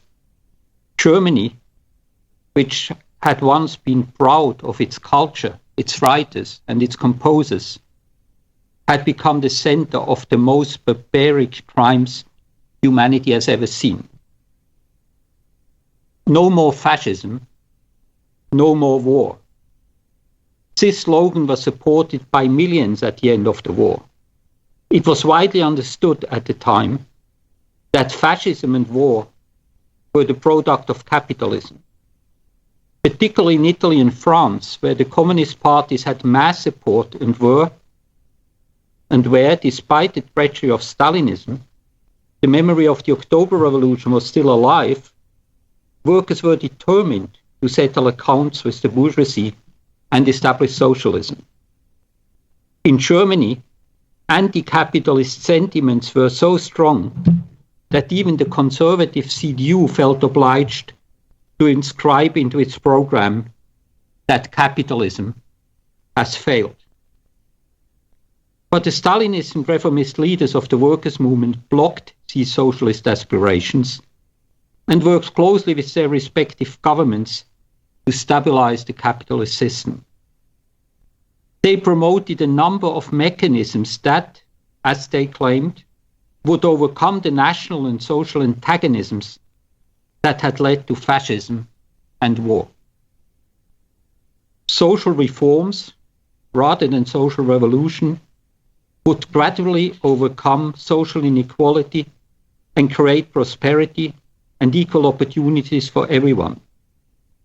The economic integration of the continent on a capitalist basis, the European Union, would overcome the national antagonisms that had destroyed Europe. 70 years later, all these promises are in tatters. Social inequality, both across the continent as in every individual European country, is greater than ever before. The average wage in Bulgaria, an EU member, is more than 10 times lower than the average wage in Denmark. And even in rich countries like Germany, millions live in poverty, work at sub-minimum wages, and in precarious jobs. Unemployment is high. In some European countries, more than 50% of young people are without work. The danger of war is bigger than ever since 1945. Every single European country is massively increasing its military budget. European troops are engaged in imperialist wars in the Middle East and in Africa. And for the first time since the Nazi invasion of the Soviet Union, the Western imperialist powers are deploying troops at the Russian border. The threat of a military confrontation between the two biggest nuclear powers of the world, the United States and Russia, is no longer a hypothetical possibility, but a real danger. It would transform Europe into a nuclear battlefield. But not only the threat of war with Russia, also the danger of war between Europe and the United States and within Europe itself is growing. Tensions between the United States and Europe, and Germany in particular, have been increasing for a long time. But with the election of Donald Trump as President of the United States, they have acquired a new dimension. Germany reacts with an aggressive foreign and military policy. It is massively increasing its military budget and tries to transform the European Union, or at least its core, from an economic into a military alliance dominated by Germany and co-equal to the US. The European Union, once advertised as a means to unify Europe, has emerged as a breeding ground for nationalism, xenophobia, social regression, law and order policies, and war. The austerity programs dictated by Brussels and Berlin have devastated entire countries, like Greece. The brutal rejection of refugees by Fortress Europe has created conditions where more than 5,000 people have drowned in the Mediterranean within a single year. The only field where the EU is making real progress is the build-up of a vast police and surveillance machine. Europe is bristling with social tensions. It is like a ticking time bomb. The gap between the political and economic elites and the vast majority of the people is huge. This is expressed in the collapse of political parties that have been in government for decades, like, most recently, the Socialist Party in France. But the social discontent, outrage, and anger finds no progressive political expression. This is due to the right-wing policies of the political parties and trade unions who once claimed to take care of the social interests of the working class and of the pseudo-left organizations of the middle class. They play a central role in attacking the working class and promoting militarism and war. This was most clearly demonstrated in Greece. Faced with the alternative of accepting the austerity diktat of the EU or mobilizing the Greek and European working class against it, the coalition of the radical left, SYRIA, decidedly opted for the first. The affluent middle-class layers, which SYRIA represents, are 10 times closer to the corporate and financial elites represented by the EU than to the working class. The utter bankruptcy of the reformist and pseudo-left organizations has created conditions where far-right forces, like the Front National in France, the Freedom Party in Austria, the AFD in Germany, UKIP in Britain, or Geert Wilders in Holland, were able to capitalize on social discontent and profit from hostility to the EU. They stand for xenophobic, chauvinistic, and even fascistic policies, and are certainly a big danger. But they cannot be stopped by supporting their bourgeois rivals. To rely on pro-European Union parties to fight the nationalist far right is like relying on an arsonist to extinguish a fire.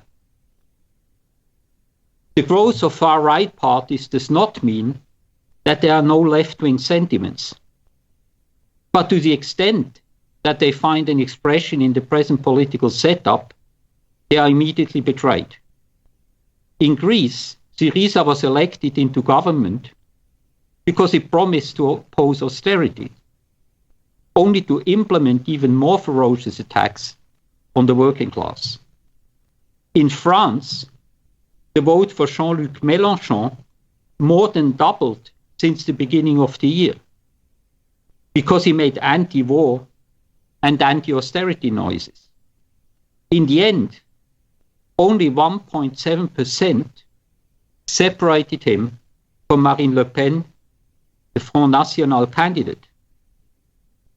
But as a seasoned bourgeois politician who has been in business for more than 40 years, the last thing Mélenchon wants is an independent movement of the working class. The urgent task now posed in Europe, as everywhere in the world, is the building of sections of the International Committee of the Fourth International that can provide the working class with an internationalist, socialist orientation in the coming social eruptions. Our answer to the crisis of the European Union are the United Socialist States of Europe. This is not a rhetorical slogan, but a political perspective. We fight for a mass movement of the working class against war, dictatorship, and social inequality that is politically independent of all the parties of the bourgeoisie and their pseudo-left petty bourgeois agents.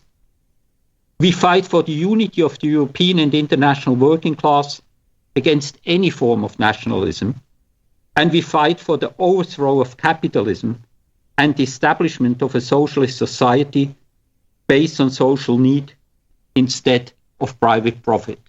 Thank you.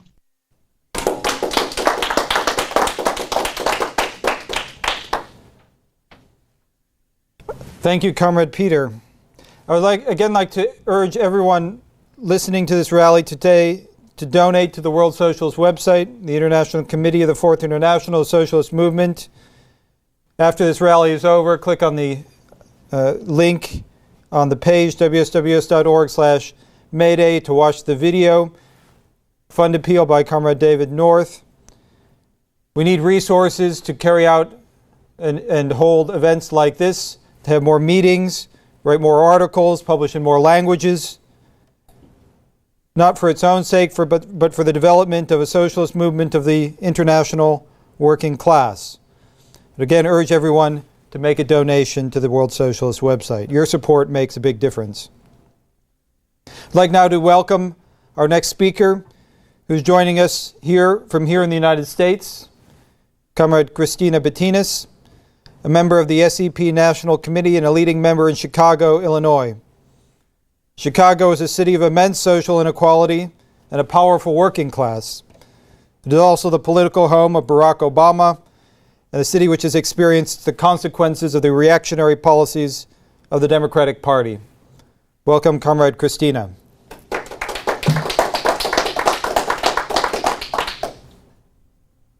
Comrades and friends, the crisis of the world capitalist system finds its sharpest expression in the United States. The American ruling class is engaged in unending war in every corner of the globe, and it's engaged in a vicious conflict within the United States itself, a war against the working class, a social counter-revolution. The Trump administration in the U.S. represents the rule of the oligarchy in a naked form. Its tax proposals unveiled last week express the aspirations of this oligarchy, which can be summed up in 4 words: we want more money. The administration is setting the pace for the turn by capitalist governments all over the world to policies of extreme reaction. Grotesque levels of social inequality are painted into the fine details of the entire social order. The United States is a society in which 20 individuals have more wealth than the bottom half of the population. This new aristocracy owns both political parties, controls the entire state, and has countless media pundits and columnists at its beck and call. Just hours after the Trump plan was announced, a plan that will shift trillions of dollars from the federal treasury to the bank accounts of the rich, Amazon CEO Jeff Bezos became the second highest net worth individual in the world based on overnight trading. Bezos is now worth more than $80 billion. Last year, his personal income, counting profits and rising stock prices, was greater than the combined income of all the workers in the Amazon offices and warehouses throughout the world. Beyond the ruling oligarchy, the top 10% of income earners have a larger share of wealth than the rest of the population combined. The upper middle class lives up to 15 years longer than the working class.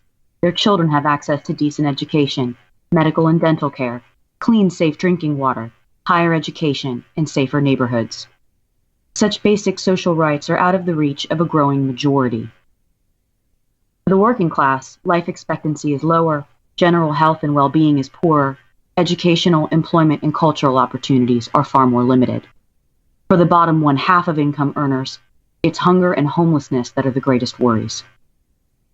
As the financial aristocracy tries to rob older workers of their pensions, the burdens of student loan and medical debt on younger workers has meant delaying or giving up on buying a home and starting a family. Democrats and Republicans alike, eager to cover up the yawning chasms of class division, make pitiful attempts to pit urban and rural populations against one another, as if there's no shared experience of the struggle for jobs and decent education amid crumbling social infrastructure, drug epidemics, and murderous police forces. Democrats and Republicans together force states like Illinois and municipalities all over the country to limp along without official budgets, effectively slashing social services and college and university systems through non-payment. Public schools are routinely closed, and teachers are scapegoated for the social problems their students battle with. In Chicago, where unemployment among minority youth is the highest in the country, there's an epidemic of violence, mainly fueled by gang conflict. But even this is moved by the deep sense of frustration and hopelessness young people feel about the future. This is a city that's been ruled for 8 decades by the Democratic Party and maintains a notoriously violent police force, who are no doubt emboldened by Trump's authoritarian politics. Immigrant workers, in addition to facing all of the challenges and deprivations of working-class life, have even fewer rights and much higher rates of exploitation, wage theft, and other abuses, including blackmail and extortion. Arrests and detainment and terrible internment conditions have doubled this spring under Trump, on the heels of Obama's record-breaking deportation numbers. In 4 decades of counter-revolution, in which the gains workers had fought for throughout the 20th century have been clawed back by the financial aristocracy, the Republican and Democratic parties have worked together to do the bidding of the financial elite. No serious opposition to the national chauvinism, rapacious greed, or open warmongering is to be found anywhere in the political establishment.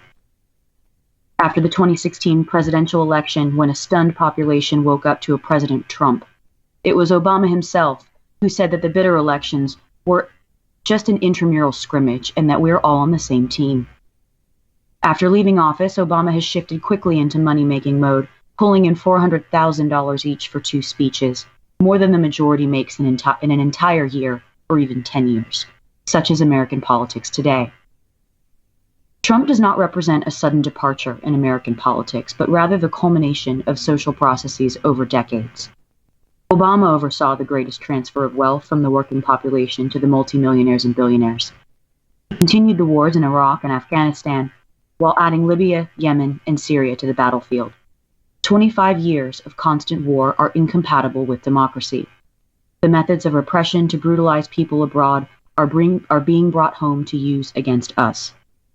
The nationalist poison that comes out of the mouth of the billionaire Trump, in all of its arrogant stupidity, is the undisguised voice of the decadent, violent, and backward ruling class of this country. Combining threats to use unlimited military force and CIA torture and assassinations with the promotion of America First nationalism, Trump has called for the building of a wall on the border with Mexico and police state measures against American Muslims and all immigrants. Socialist Equality Party calls for the defense of social rights of the entire working class, uniting workers, native and foreign-born, black, white, and brown, of all sexes and orientations. In this we fight to raise the political consciousness of the international working class, to oppose all forms of national chauvinism, racism, and anti-immigrant baiting, linking workers and youth in the U.S. with those around the world to oppose imperialism and the growing threat of world war. We stand by the principle of the international unity of workers of all lands. Workers and young people in Latin America, Asia, and the Middle East are not the enemies of working people in the United States. It is not they who have robbed us of our wages, slashed our social programs, and dismantled our public education. It is not they who have destroyed the Constitution, erected massive surveillance systems to spy on our communications, and monitored our activity. It is not they who send young people off to kill and be killed in an effort to control the world. The ruling class is preparing to suppress opposition, rejecting the rule of law and attempting to make authoritarian rule official. This is their response to the crisis, not jobs, education, healthcare, and peace, but austerity, repression, and war. There is a powerful social force to oppose all of this. It's the working class. The policies of the ruling class are not popular. There's deep opposition among millions of workers and young people. But this opposition must be mobilized and organized, given conscious political form and directed against the capitalist system, which is the source of war, inequality, and dictatorship. Workers need a party that represents them internationally in order to meet the threat posed to human life by the world capitalist system. This party is the Socialist Equality Party, and it can and will unite workers internationally in the fight against war and for socialism.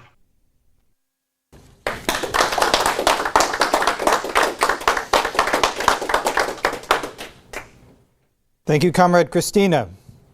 Next is Comrade Chris Marsden, the National Secretary of the Socialist Equality Party in the UK. Comrade Chris has played a leading and critical role in defense of the perspective of Trotskyism over many decades, including in the split with the Workers' Revolutionary Party in 1985-86. His many articles on the World Socialist website have analyzed developments in Britain, from the Scottish referendum to the Brexit vote to the politics of the Labour Party and the pseudo-left. Welcome, Comrade Chris.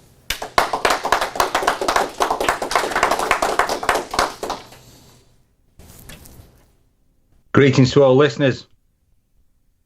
Now, every general election necessarily unleashes a torrent of lies, because parties that speak for the ruling class must of necessity portray themselves as the guardians of the national interest, and even as friends of working people. Such has been the nature of the campaign since Conservative Prime Minister Theresa May called a snap general election for June the 8th. She claimed that Britain, despite supposedly coming together since Brexit, and with economic growth that has exceeded all expectations, needs strong leadership. She said she wanted to negotiate the terms of Britain's leaving the European Union with a large majority, won by crushing the saboteurs, her words, in Parliament. But events have confirmed that the Socialist Equality Party is correct to insist that May wants a de facto elected dictatorship to push a much broader agenda of austerity, militarism and war.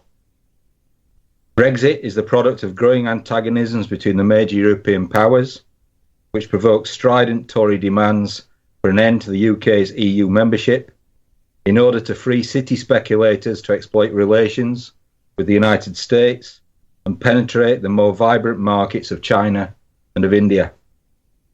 Instead, far from appearing strong, May has proved how far the rot eating at the vitals of British capitalism has gone.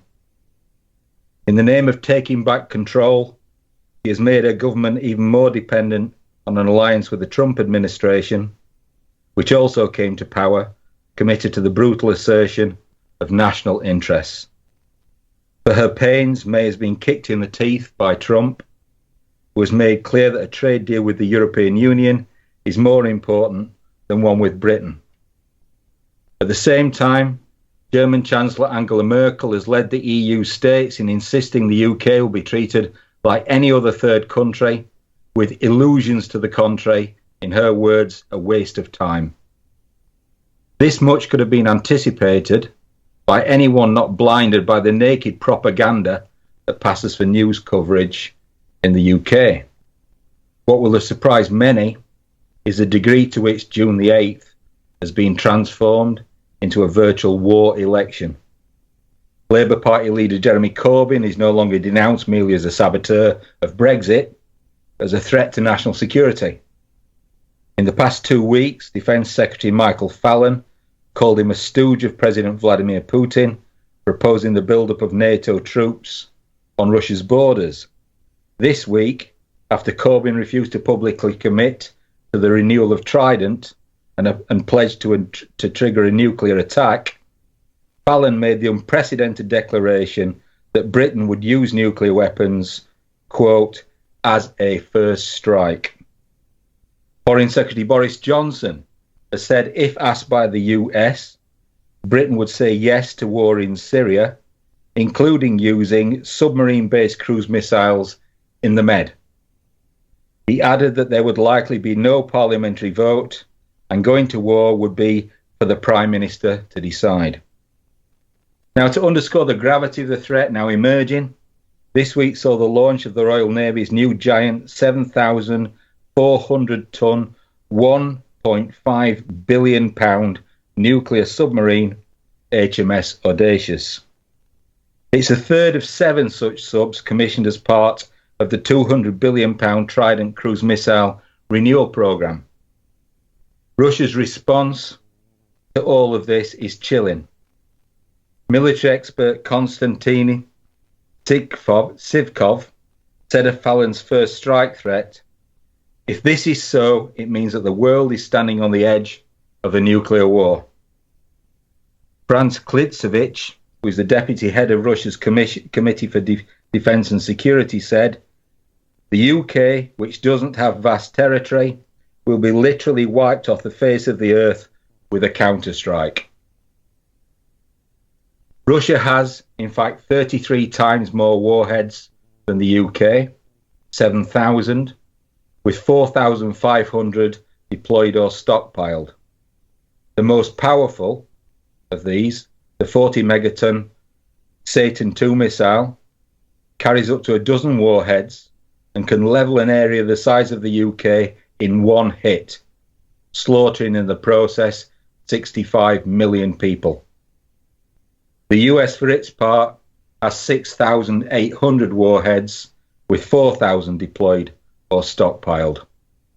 Now, this ensures, or is meant to ensure, what was once described as mutually assured destruction, before a deranged ruling elite began to consider the possibility of a winnable nuclear war. With trade and military war, of course, comes the attack on wages, working conditions, and the destruction of essential services necessary to make workers pay for this insanity.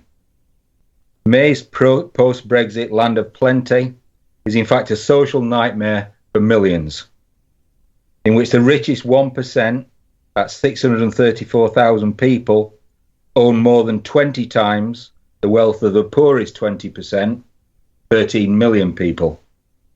Wages have fallen by 11% in real terms since 2007, a historic fall, so that a third of the population are now below the poverty line. Millions more are kept afloat on a sea of personal debt, with the average household now owing £13,000, and that's excluding mortgages, and total unsecured debt at an all-time high of £349 billion. Now, under such circumstances, May's plan to secure a 200-seat majority could yet blow up in her face, especially under conditions of a rising strike activity for the first time in decades. The Socialist Equality Party sympathises with those workers and young people who want to see an end to Tory rule and the election of a Corbyn-led government. But our responsibility at this dangerous point in history is still to tell the truth. Corbyn has won support because he at least verbally opposes austerity and militarism. But his own actions have proved time and again that you do not change the character of the Labour Party by putting someone with vaguely left and progressive ideas in charge of it. Corbyn opposes cuts, but Labour councils implement them. He opposes Trident, but Labour supports it. He refuses to say he will use the nuclear deterrent, only for his shadow defence secretary Neil Griffiths to insist that Labour are prepared to use it. Griffiths insisted in that same interview, "This is not a presidential election, it's about who's in government." And in this, she's right. By virtue of its entire history and programme, Labour is a party of austerity and war just as much as the Tories. Even if Corbyn won on June the 8th, the political record proves that he would either capitulate to the demands placed on him by the party apparatus or be forced from office. And if May is re-elected, then workers face the fight of their lives. They must defy not only the government, but also the Labour Party and the trade unions, who will do everything possible to sabotage any and all resistance. And Corbyn, whose loyalties are to the Labour bureaucracy, will never lead such a struggle. This is the time for decisive political action, not half measures and evasions. Workers are in the middle of an undeclared class war. They face being dragged into a real shooting war against Syria, North Korea, even against Russia and China, while told to rely on the moral conscience of one man to protect them. This situation cannot be allowed to continue. Workers and young people need their own genuinely socialist and internationalist party, the Socialist Equality Party, and they must commit themselves to building it. That is my message to you on May Day.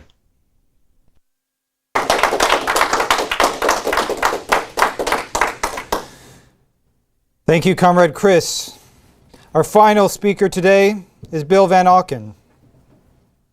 Readers of the WSWS well know Comrade Van for his almost daily articles on the political situation in the United States and the crimes of American imperialism. He's also the Latin America editor for the World Socialist website, and he will be speaking today on the situation in Latin America and the socialist perspective for the Latin American working class. Comrade Van will be speaking in Spanish with English translation on the video stream. Welcome, Comrade Van. Camaradas, este acto del Día Internacional de los Trabajadores tiene como objetivo principal el desarrollo de un movimiento internacional de masas de trabajadores y jóvenes contra la guerra. Es una tarea de vida o muerte e inseparable de la construcción del Comité Internacional de la Cuarta Internacional como el Partido Mundial de la Revolución Socialista. Al igual que todas las otras regiones del mundo, es obvio que América Latina no va a ser la excepción al catástrofe de una tercera guerra mundial. Ya es vista como un campo de batalla por el imperialismo norteamericano en una lucha por defender la hegemonía de Estados Unidos contra la intrusión de una China en auge. Este 1 de mayo también estamos conmemorando el centenario de la Revolución Rusa de 1917 y, en particular, su lección más importante, el papel irreemplazable de un partido revolucionario auténtico de la clase obrera armado con el programa del internacionalismo socialista. El movimiento trotskista, organizado en el Comité Internacional de la Cuarta Internacional, ha sido el único que ha defendido esta perspectiva en oposición a los intentos del revisionismo pablista para liquidar la Cuarta Internacional y subordinar a la clase obrera al estalinismo, la socialdemocracia y el nacionalismo burgués. En América Latina acontecieron los mayores intentos para imponer estas teorías y buscan sustituir la construcción de un partido revolucionario, el cual es posible únicamente a través de una lucha política implacable en la clase obrera y una lucha teórica contra el oportunismo. El año pasado fuimos testigos de una serie de hitos históricos que significaron la culminación de estos proyectos políticos sobre los cuales se establecieron los ataques revisionistas contra la Cuarta Internacional. La muerte de Fidel Castro a los 90 años de edad tuvo lugar mientras estratos gobernantes de Cuba buscan reacercarse a Washington para defender su poder y privilegios a través del ingreso de capital estadounidense y a expensas de la clase obrera cubana. A pesar de la heroica resistencia del pueblo cubano ante la agresión de Estados Unidos, dicha revolución, como todos los otros movimientos nacionalistas burgueses y luchas de liberación nacional, ha llegado a un callejón sin salida. no pudo resolver los problemas fundamentales arraigados en la opresión imperialista de Cuba. Sin embargo, el legado del castrismo no puede evaluarse solamente a través del prisma cubano. Este desempeñó un papel aún más catastrófico en el resto de América Latina, donde grupos nacionalistas de izquierda, con el apoyo de radicales pequeñoburgueses en Europa y América del Norte, avanzaron la teoría de que la Revolución cubana representaba un nuevo camino hacia el socialismo, sin la intervención política consciente e independiente de la clase obrera, ni la construcción de partidos revolucionarios marxistas. La llegada de Castro al poder supuestamente demostró que las guerrillas dirigidas por nacionalistas de la pequeña burguesía y basadas en el campesinado se podían convertir en marxistas naturales. Serían obligados a llevar a cabo una revolución socialista bajo la presión de los acontecimientos objetivos, reduciendo el papel de la clase obrera al de un espectador pasivo.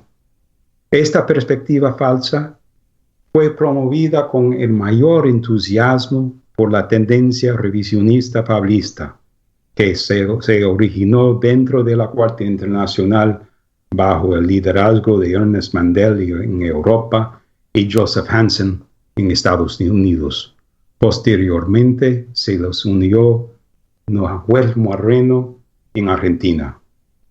El Comité Internacional de la Cuarta Internacional luchó intransigentemente contra la perspectiva pablista, insistiendo que el castrismo no representaba un camino hacia el socialismo.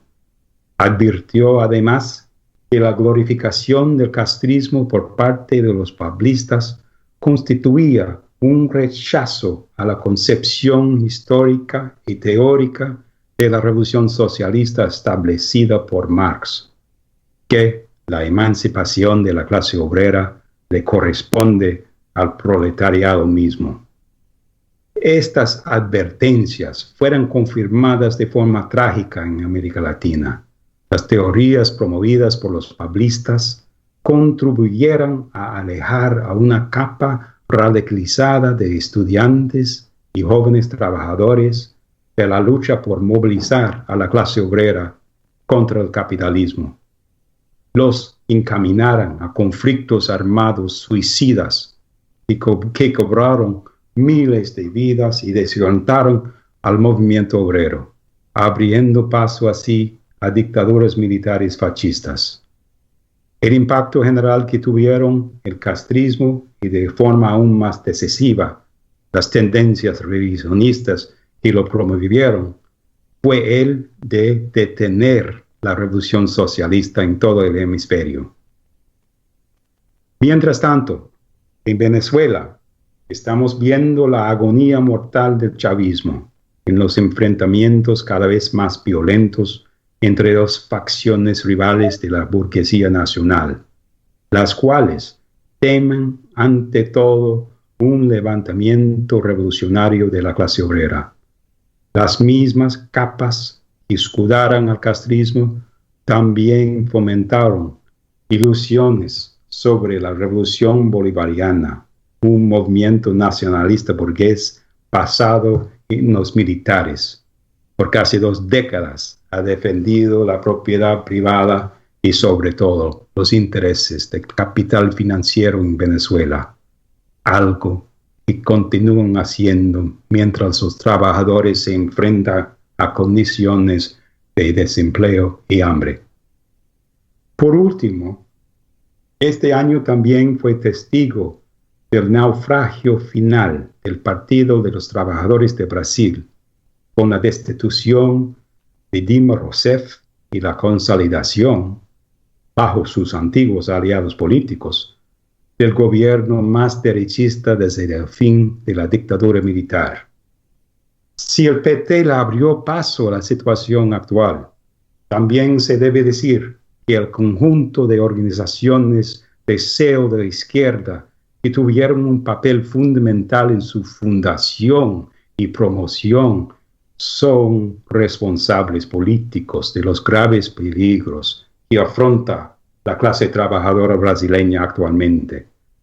La parte principal de este proyecto político fue llevado a cabo por las mismas organizaciones que se habían separado del movimiento trotskista en los años 60 para acoger al castrismo.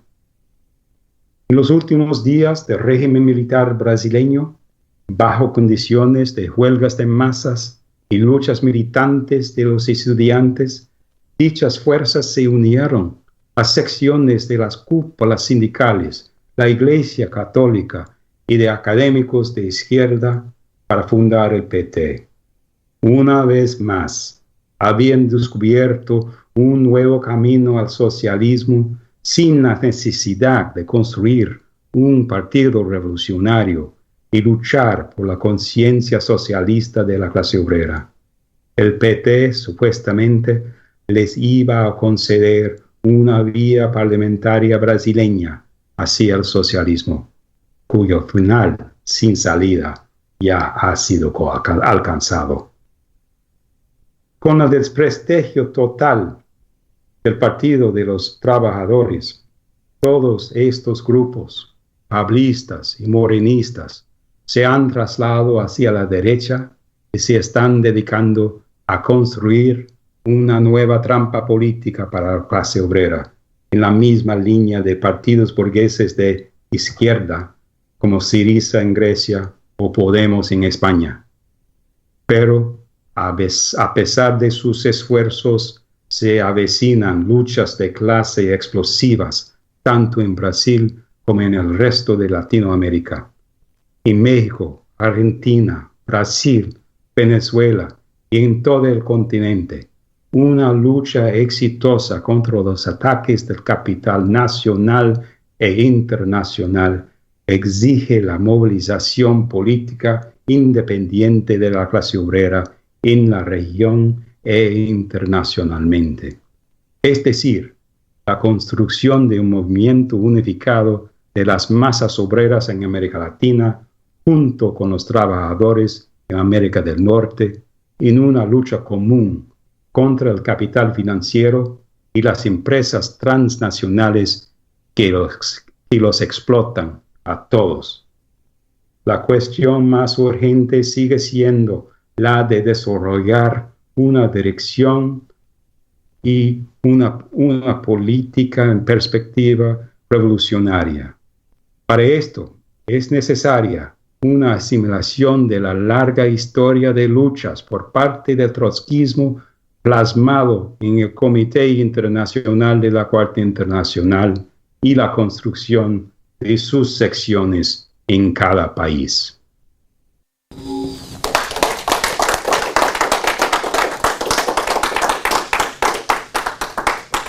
Thank you, Comrade Van Auken, and thank you to all of our speakers today who have provided and outlined a comprehensive perspective for the working class in every country of the world. In concluding this rally, I want to return to a point made by Comrade North in the introduction. There are immense problems that confront mankind: economic crisis, the rise of far-right nationalist movements, the destruction of democratic rights, poverty, unemployment, inequality, above all, the danger of world war. At the same time, the capitalist crisis creates the conditions for the political radicalization of the working class. There is a crisis of political leadership, Comrade North noted, but this is a crisis that can be solved. There is a path forward. There is a means of rebuilding the world, rebuilding it on the foundations of peace and equality. It will not be solved automatically or easily, however. The crisis is immense, and therefore the tasks are immense. The class character of society means that the path forward can only be found through class struggle. The division of the world into nation states, the source of war, can only be ended through the building of a powerful international movement.